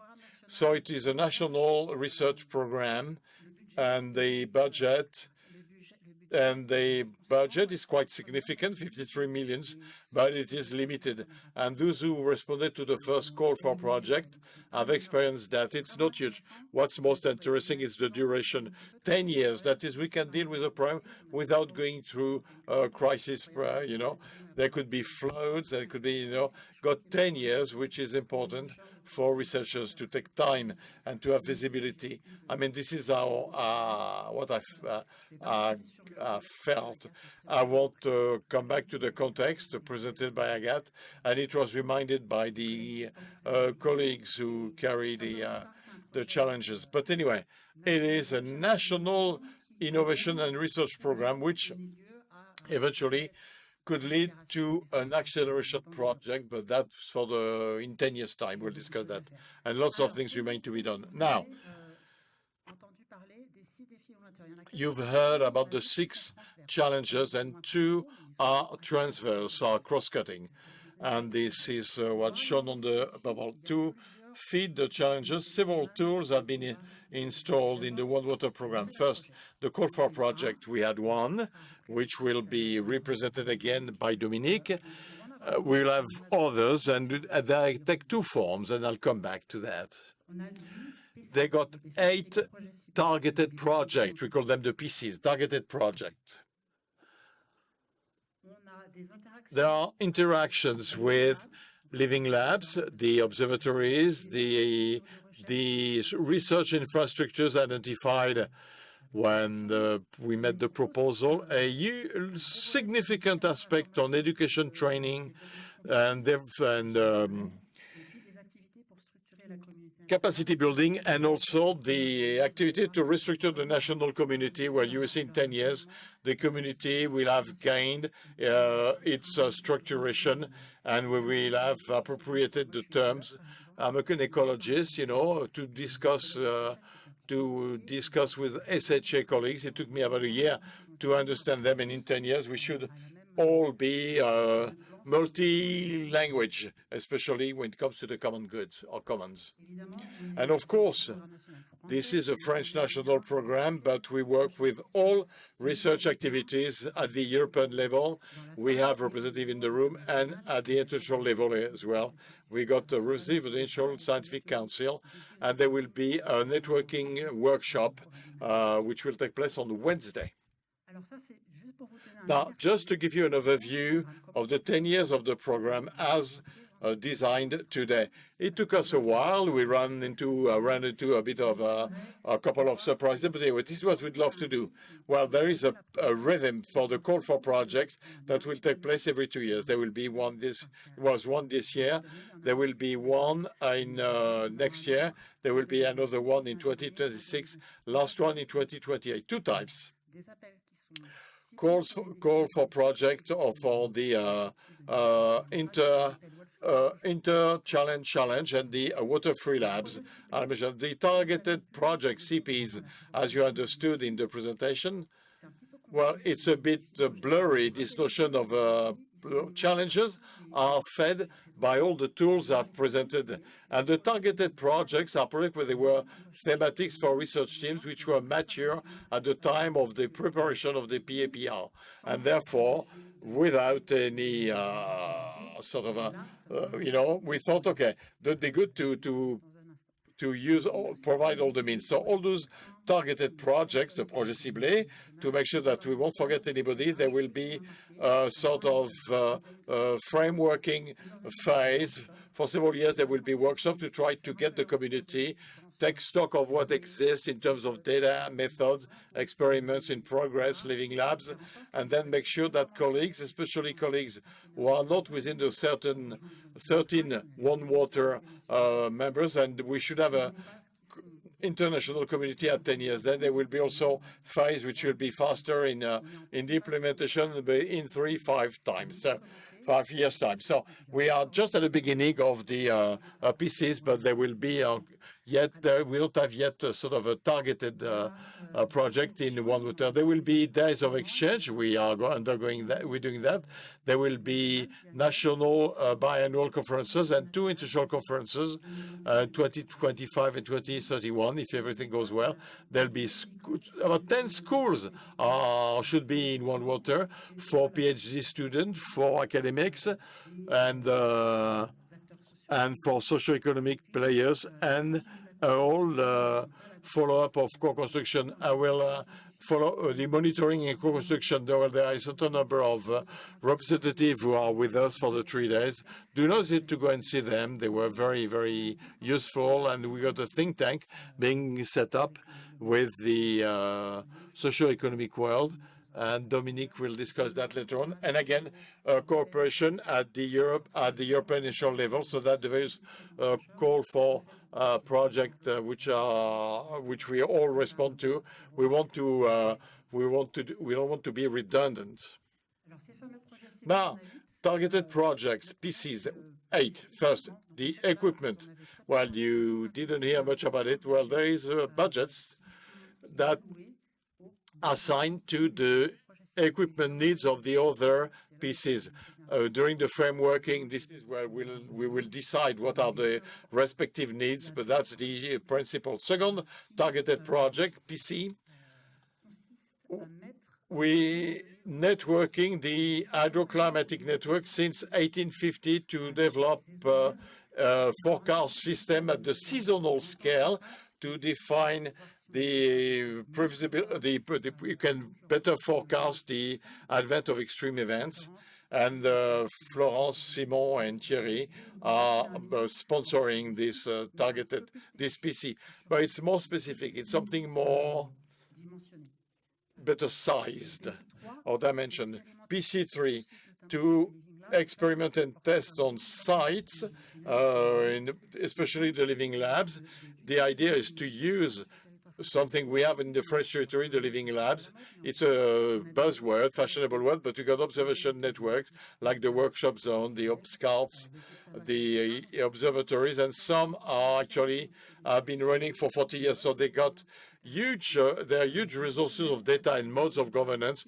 It covers climatic, geologic, socioeconomic, geographic territories, which are quite contrasted. So we should use this to develop, test, and validate a co-construction of multiplayer action, which will be both integrated and multidisciplinary.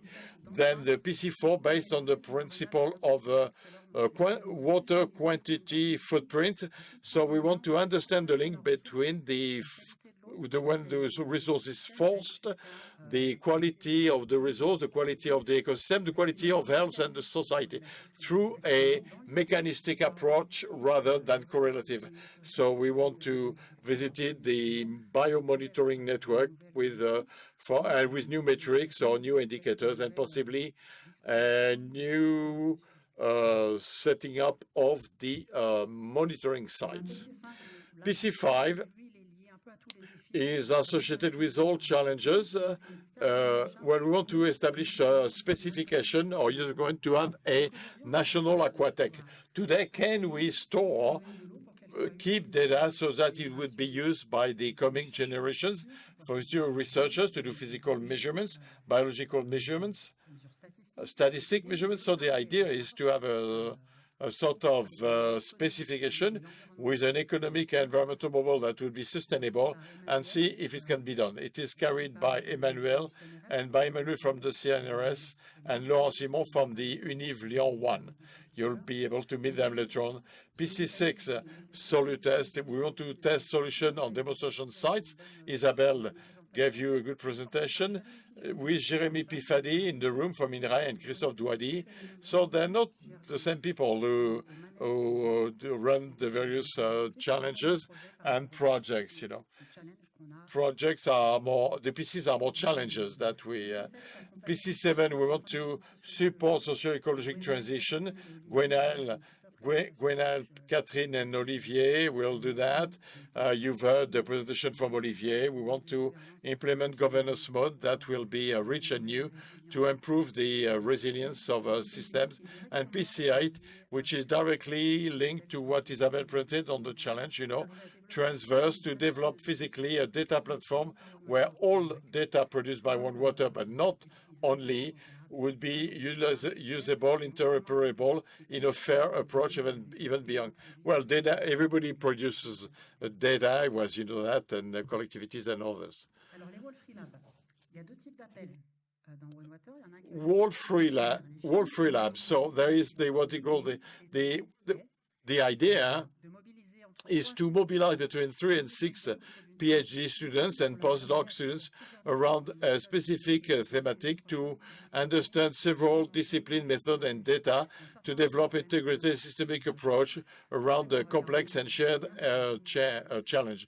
So it is very highly inspired from what we call the ETN, called the doctoral network at the European level, you know, research project organized by clubs of PhD students plus postdoc students, because we need someone with a bit of experience to link up.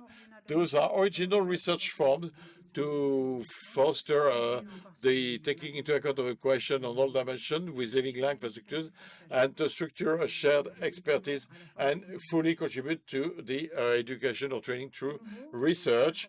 It's new. We don't know how we're going to do this in France, but anyway, to appropriate the things we organized in March.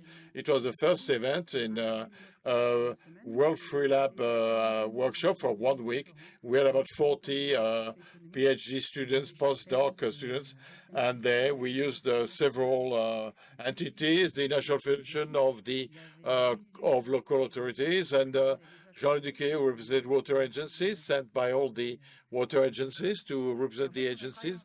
And we worked together on a fictitious subject by mobilizing collective intelligence. We had PhD students from all disciplines to see how we could integrate transdisciplinary in the construction of answers. It was a great site and beautiful. It's an historic site in the Jura, in the east of France. And the idea is to talk about the challenges, the method. Interdisciplinarity, or put people who come from different disciplines, is not always easy, but we were able to do it, and we find leverage, and we discussed on how integrate socio-economic players. I'll say no more, because there will be a workshop tomorrow afternoon for this water World Free Lab. It will be facilitated by the PhD students who are with us, and there will be dialogue with the OneWater players of the socio-economic world. So our International Scientific Council, and I said at least 2 representatives from the socio-economic world who will be here tomorrow. And I give the floor to Dominique.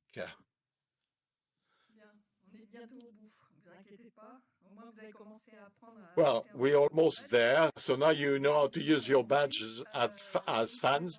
So I will show you the last parts of the implementation, and especially possibly we could release the facilitators, co-facilitators we got a little sauna with the light floodlights, and I will invite 3 new members who are coordinators of the projects selected in the first call for a project, while I'm giving you the key dates of the year and the year to come. Well, you've heard that we were selected in September 21. We officially initiated the project in March 22 with a webinar. At the time, we did not meet in the flesh, but in March 22, we launched that, and we started with the first activity, which was the Tristan's missing. Tristan, come here. And don't forget, come on, Tristan, don't be shy. No, and now, since the start, we've had a lot of demand, a request to come and present the programs as such. It's not a project, it's a program with different modes of action, and we wanted to, well, to see what we will be working on, how we would deal with research projects and other partners who were not involved in the initial phase, including the prime contractors and the ministries. So you see the top part, what we did through actions in France and internationally. At the bottom, the activities which were done specific to OneWater. For example, in January, last January, we were in INRAE at the water local management crossroad, where we exchange with those who manage resources for a certain number of usages on the topic and who have questions when it comes to what they will need to do in the future to adapt themselves. We were also in New York in March, a certain number of us, within the United Nations to do a workshop on the role of research and innovation in the achievement and the implementation and completion of the ODDs, of the SDGs, sorry. And there are very few actions associated with research, and even when we think research could actually apply a certain number of actions to help finding solutions for the challenges of the future. Now, currently, at the French level, there is action in progress. That is, we want to do a voluntary review of the way France is positioned vis-à-vis the UN concerning the completion of the SDGs, especially the one related to water and access to drinking water and to sanitation for good and health of all. Whereas when Agathe was at the COP27, well, we hope to be able to talk with those who work on climate change and the role of water recognized by the IPCC. And next year, again, the World Water Forum in Bali, very nice place after the Caribbean in Bali, and we hope again to roll our voice. With respect to OneWater as a program, outside of these actions and European relations and international relations, Thibault mentioned the coordinator Wall-Free Lab, the pilot. So you will hear from different people involved over the next 2 days. So as of next autumn, the first targeted projects, the PCs, with a contract, will be launching the discussion and start phase and the framework discussed with the community. And so workshops will be organized so that there can be small group discussions on the different scientific objectives that are part of the targeted projects. So they will be used for the benefit of each challenge. So you heard about our pilot. The objective is that next year, in 2024, we can launch the second call for proposals, but this will be a Wall-Free Lab type.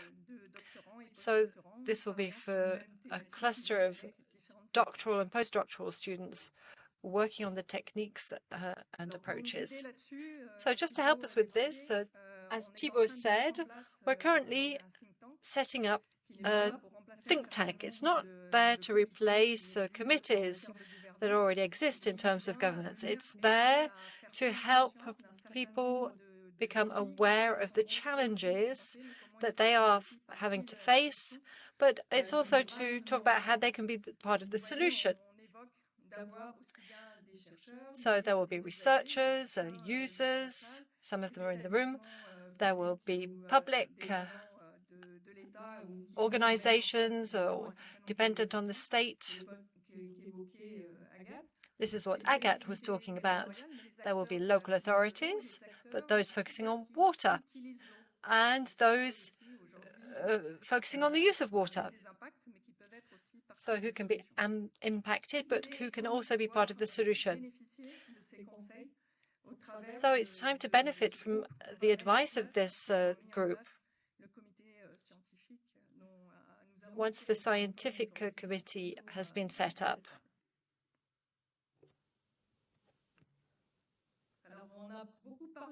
So we've talked a lot about the scientific committee.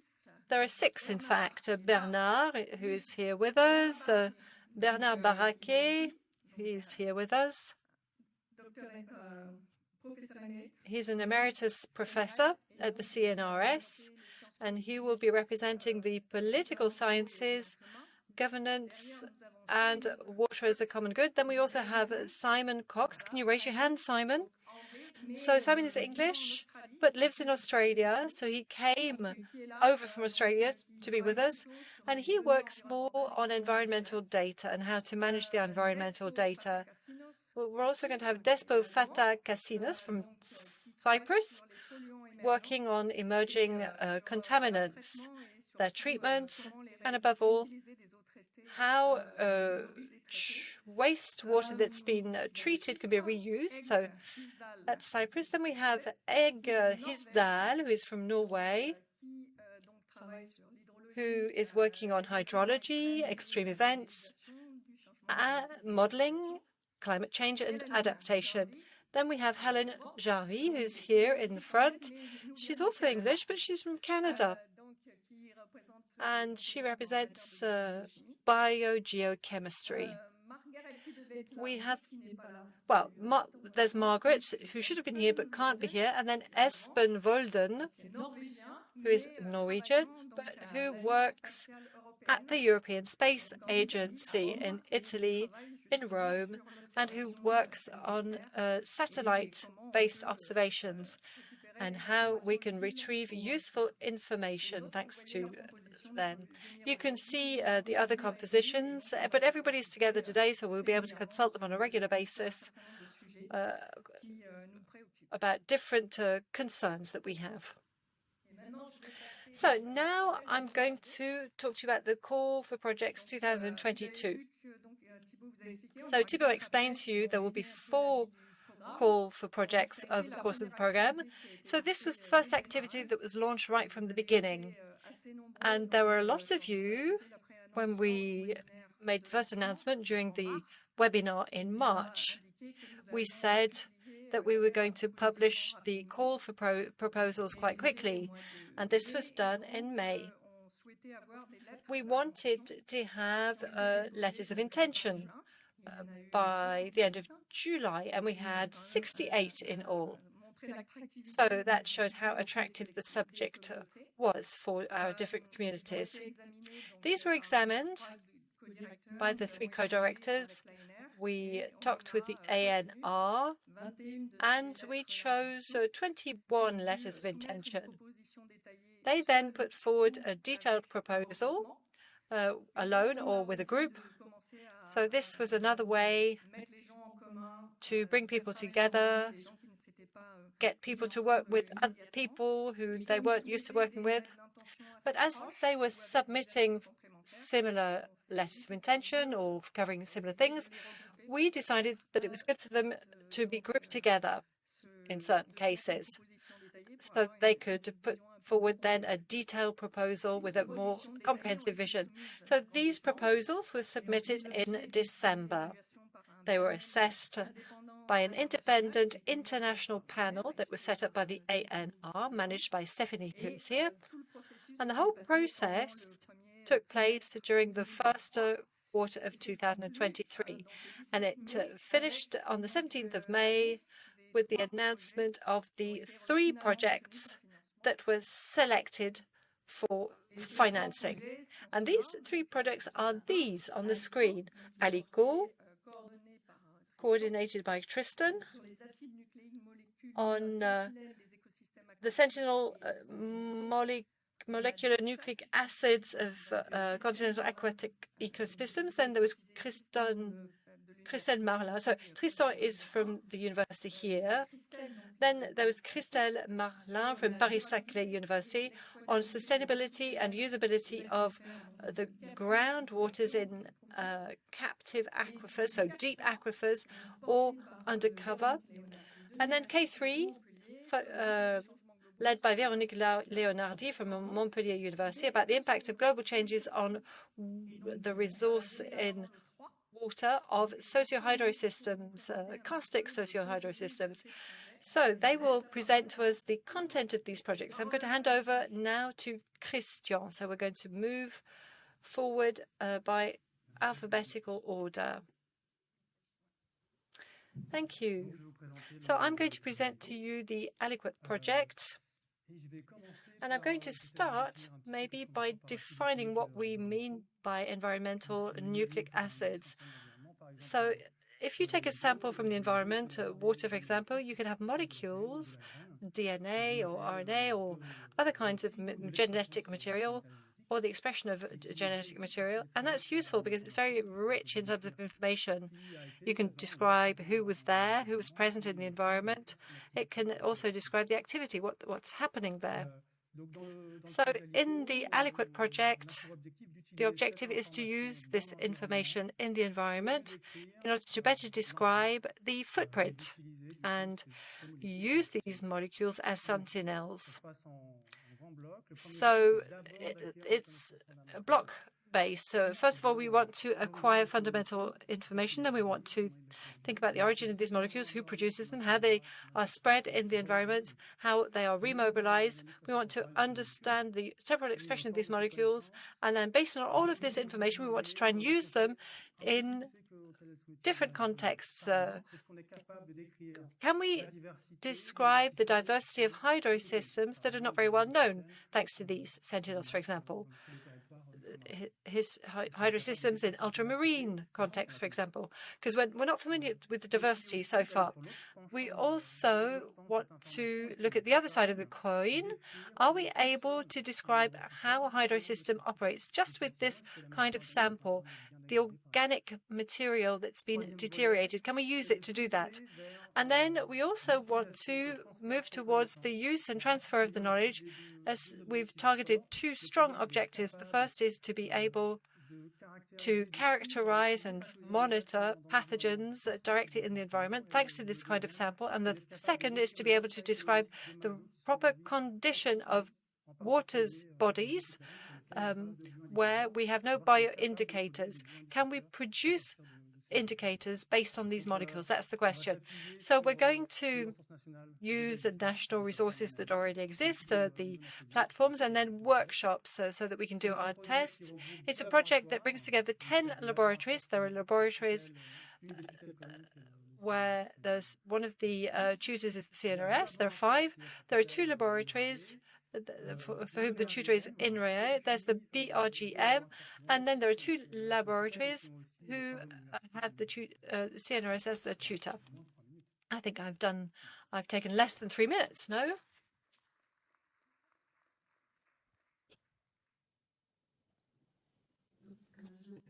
So I'm going to talk to you.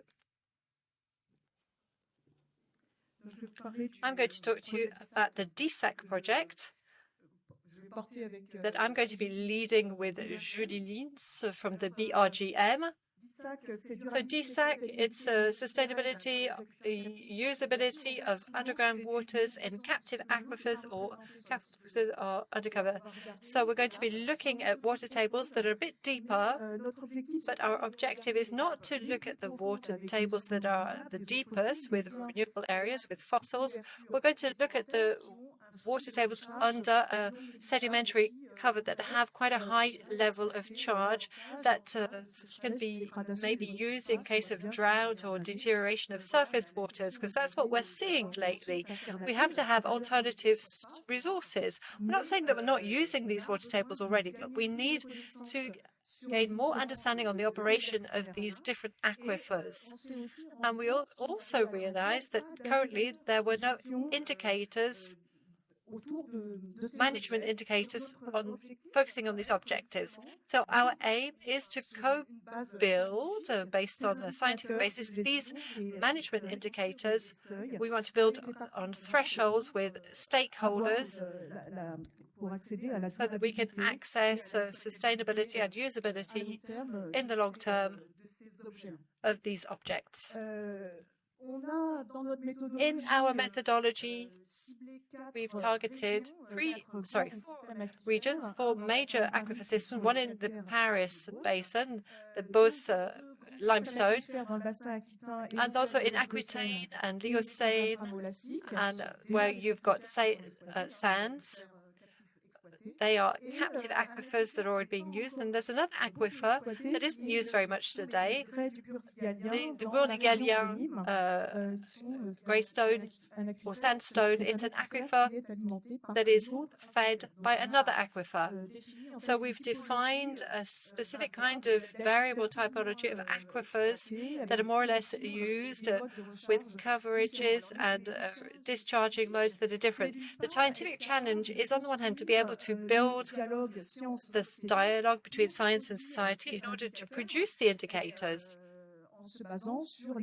based on the experience in the field, on practices that are already operational. And we also have more scientific challenges focusing on recharging and residency times in these water tables, how the hydroclimatic signal is registered by the piezometric tools so that we can think about the future, project into the future. We want to look at the indicators of the deterioration of the quality of water, mainly focusing on trace elements and redox processes.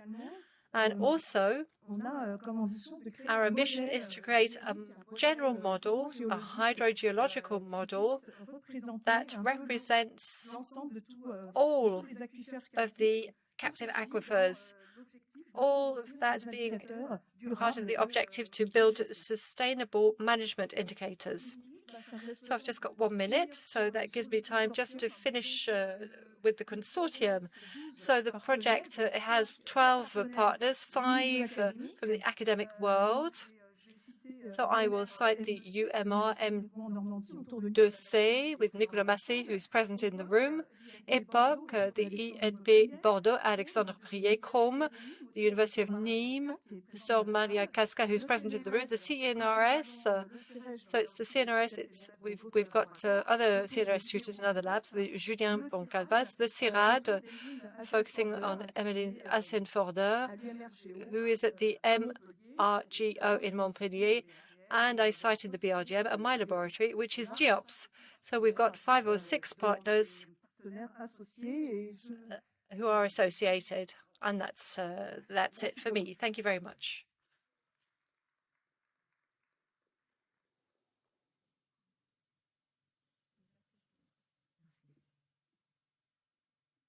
Bonjour.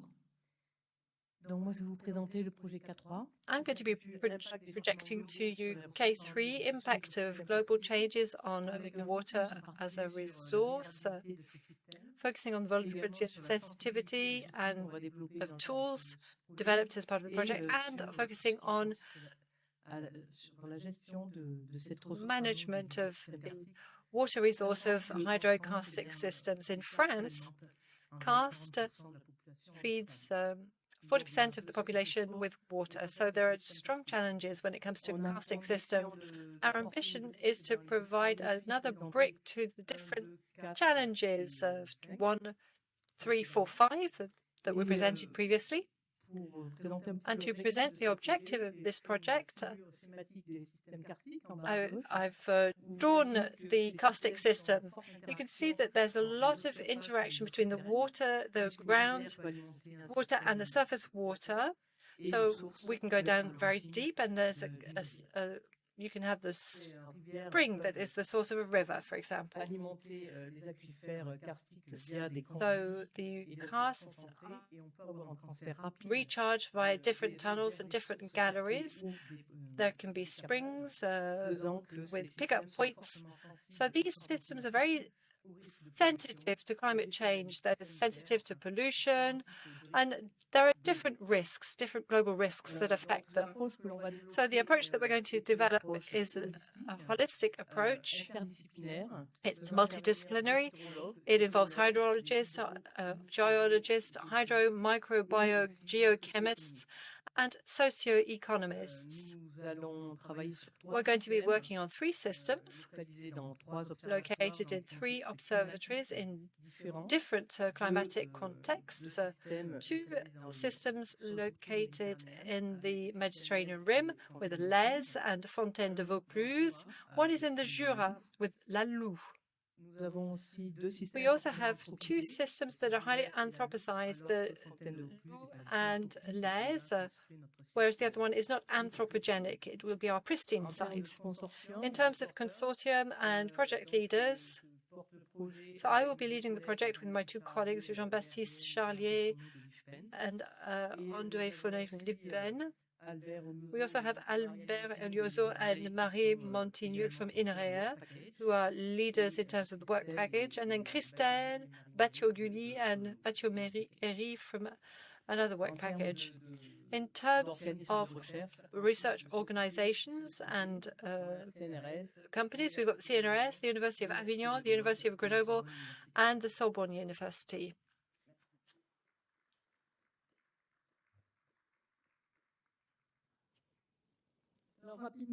So very quickly, if you haven't already received the information, you know that you can keep informed. We've got a page on LinkedIn. You can receive our newsletter if you're not already a subscriber. The next activities concern the workshops for the targeted projects, and we're going to be setting up on a regular basis. And now the activities are underway. Scientific webinars. So they will focus on a question, and we will call on different researchers, different disciplines, in order to address this question. So we're going to be setting that up between now and next autumn.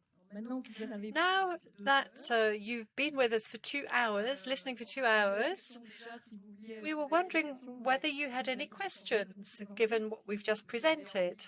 If you need any clarifications about the challenges, because now you're going to be immersed.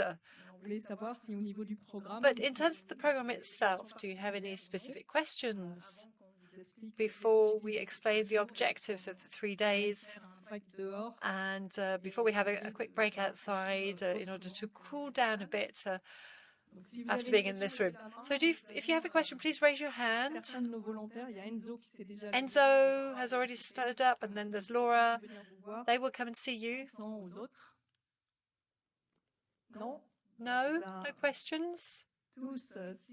So you're all tired. You're dreaming of just one thing, drinking, a shower. That's what the interpreters are thinking of. Anyway, if there are no questions, let me explain the objectives of the 3 days before we have the first break. So let me hand over to Agathe. So this is going to go very quickly.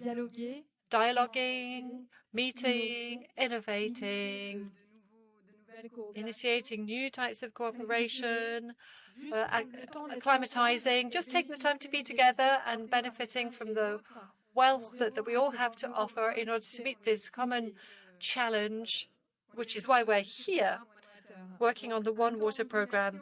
So it's about being immersed. You're going to be able to go to the different rooms, circulate to the different rooms in the tennis building, which is just opposite. It will be in the ground floor. It's quite cool in there, in fact. And then tomorrow, we will be lucky enough to start with science with a round table that will allow us to question water as a common good in the context of uncertainty. What are the challenges? So we're going to make the most of the members of the Scientific Council to hear what they have to say. This will fuel thinking. And then there will be different workshops towards the end of the morning. And then there will be 2 series of workshops in parallel in the afternoon before another session, a roundtable session, where we will ask ourselves again what the answer to this question is. Water as a resource in times that are uncertain. And then we'll be able to go to La Confluence at the Embarcadère for a lovely evening together. And then on Saturday morning, no, not Saturday morning, Wednesday morning, there'll be a series of workshops where we'll be looking at the prospects for the future of OneWater. Anyway, please go and have a stroll outside, and we will see you in the Tennis building, and we'll be able to answer any questions there if you have any. Thank you very much, and see you later.